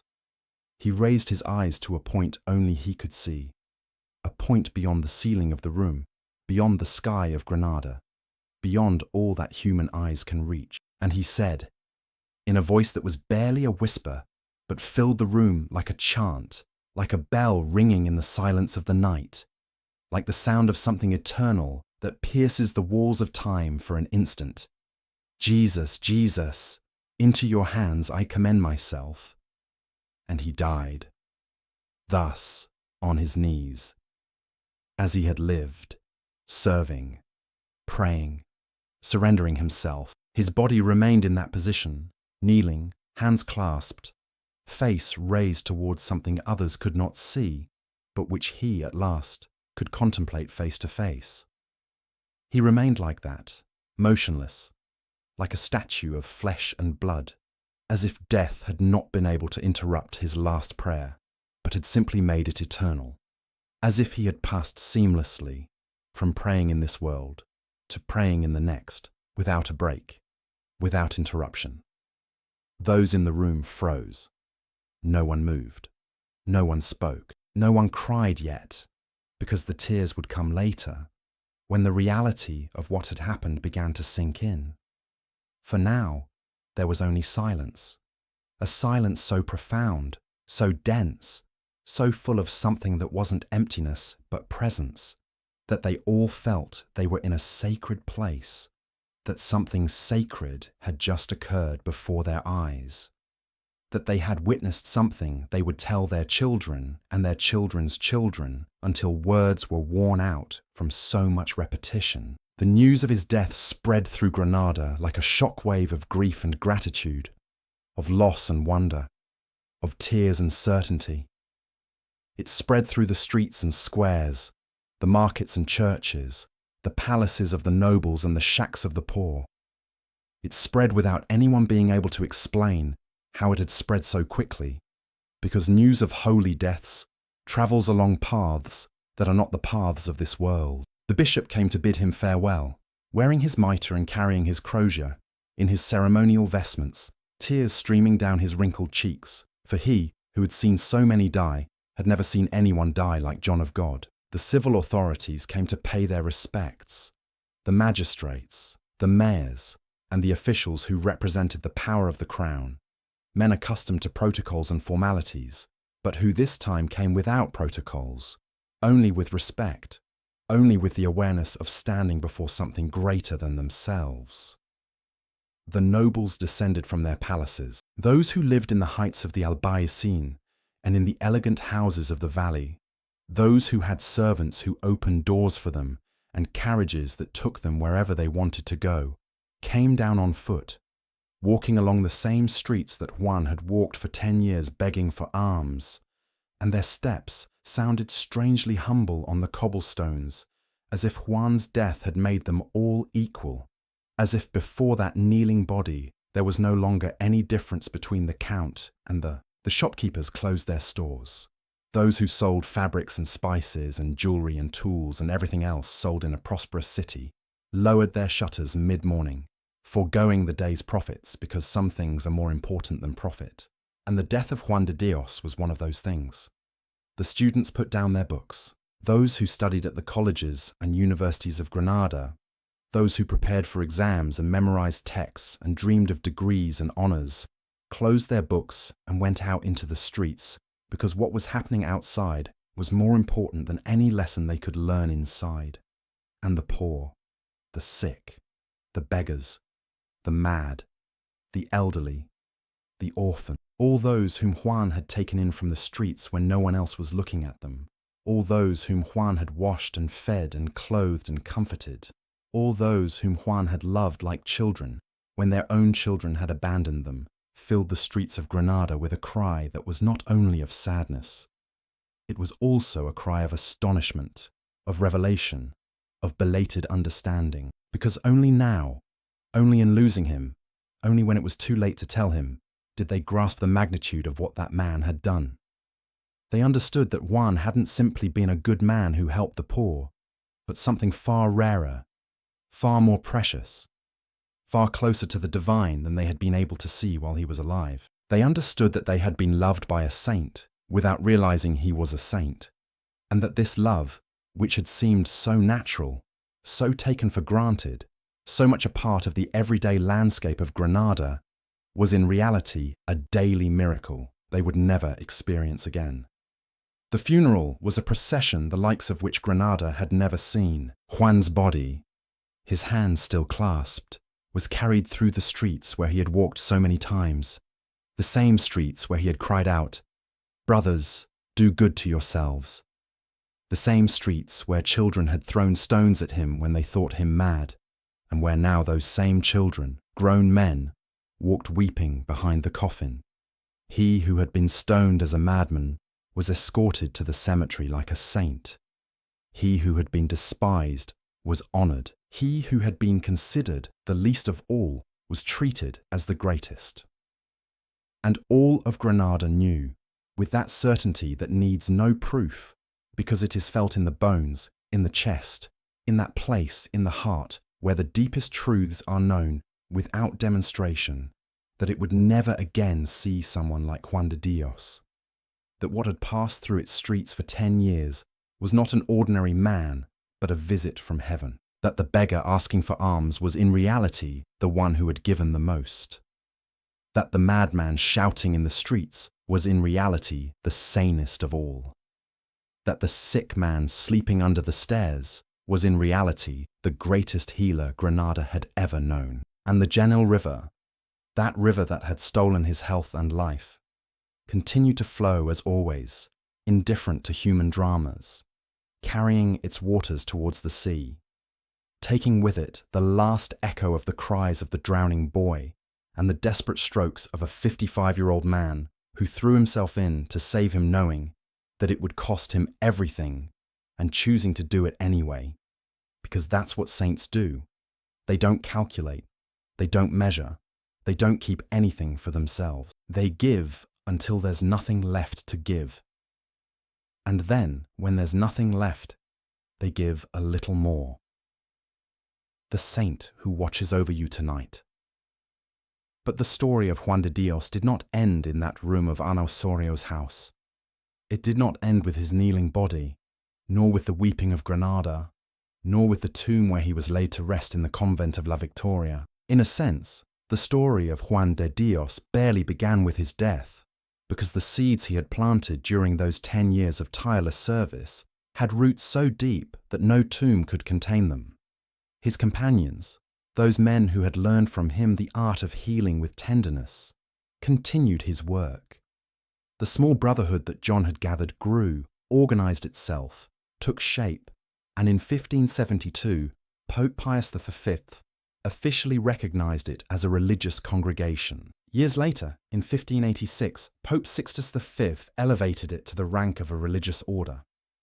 Thus was born the Hospitaller Order of St. John of God, also known as the Hospitaller Brothers, a family of men consecrated to God, whose sole mission, from then until now, has been to do exactly what their founder did on Lucena Street in Granada, to open their doors to all who suffer and to care for them with the dignity they deserve simply by virtue. The Church recognized John's holiness in 1630, when Pope Urban VIII declared him blessed.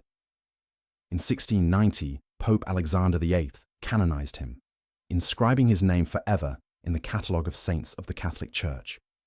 Later, in 1886, he was proclaimed patron saint of hospitals and the sick.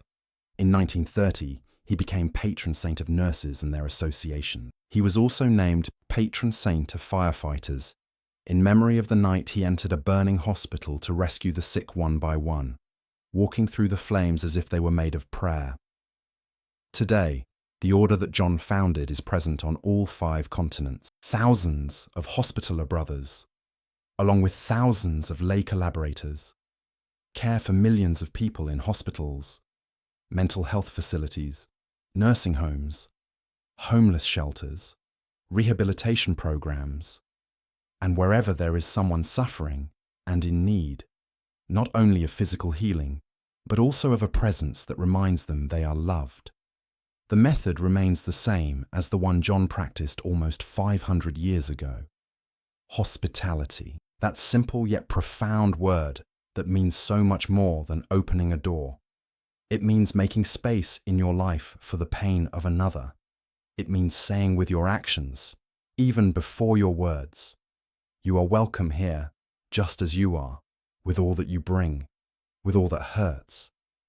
And now, tonight, I want to speak directly to you who have come this far, to the end of this story, with your eyes open or closed, your body tired on the pillow, your breath slowing as the words enveloped you like a blanket woven with threads of centuries. I want to tell you that John of God knew your pain. Not in an abstract way, not as a theological concept, not as a catechism lesson. He knew it with his own body. He knew fatigue because he lived fatigued for 10 years. He knew anxiety about his health because he himself was sick and cared for the sick. And he knew what it feels like when your body stops being your ally and becomes your jailer. He knew insomnia because he slept under a staircase and got up before dawn and went to bed after midnight. He knew loneliness because he was a child without parents, a soldier without a country, a pilgrim without a home, and above all, he knew that terrible feeling that no one understands what you're going through, because he was locked away in a mental institution by people who couldn't understand that what he felt wasn't madness, but the pain of a heart too big for the world he had to live in. But he also knew something more. He knew the hand of God holding him when he could no longer stand on his own. He knew the voice of God speaking to him through the sermon of John of Avila. He knew the presence of God in every sick person he cared for, in every wound he washed, in every body he carried on his shoulders. And that presence, that hand, that voice have not disappeared. They did not leave when John died. They are not locked away in a history book or a museum display case or a basilica in Granada. They are here. They are now. They are in the silence of your room tonight, in the darkness that surrounds you, in the space between the beats of your weary heart. Tonight, imagine those rough yet tender hands of Juan de Dios resting on your forehead. Imagine them touching you as he touched his patients, without haste, without judgment, without disgust, without fear. Imagine him saying to you, with that voice that once shouted through the streets of Granada and is now barely a whisper beside your ear, "Brother, sister, take good care of yourselves. Rest, sleep. Do not fear the pain of this night, for tonight you are not alone, for I have prayed to God for you, and God hears the prayers of those who love deeply." Let your body sink into the bed like a stone sinks into the still waters of a lake. Let your muscles release the tension they've been carrying all day, all week, maybe all year. Let your breathing become slow and deep, like the breath of someone who finally feels safe, like the breath of a child falling asleep in the arms of someone who loves them. You don't have to fight tonight. You don't have to work anything out.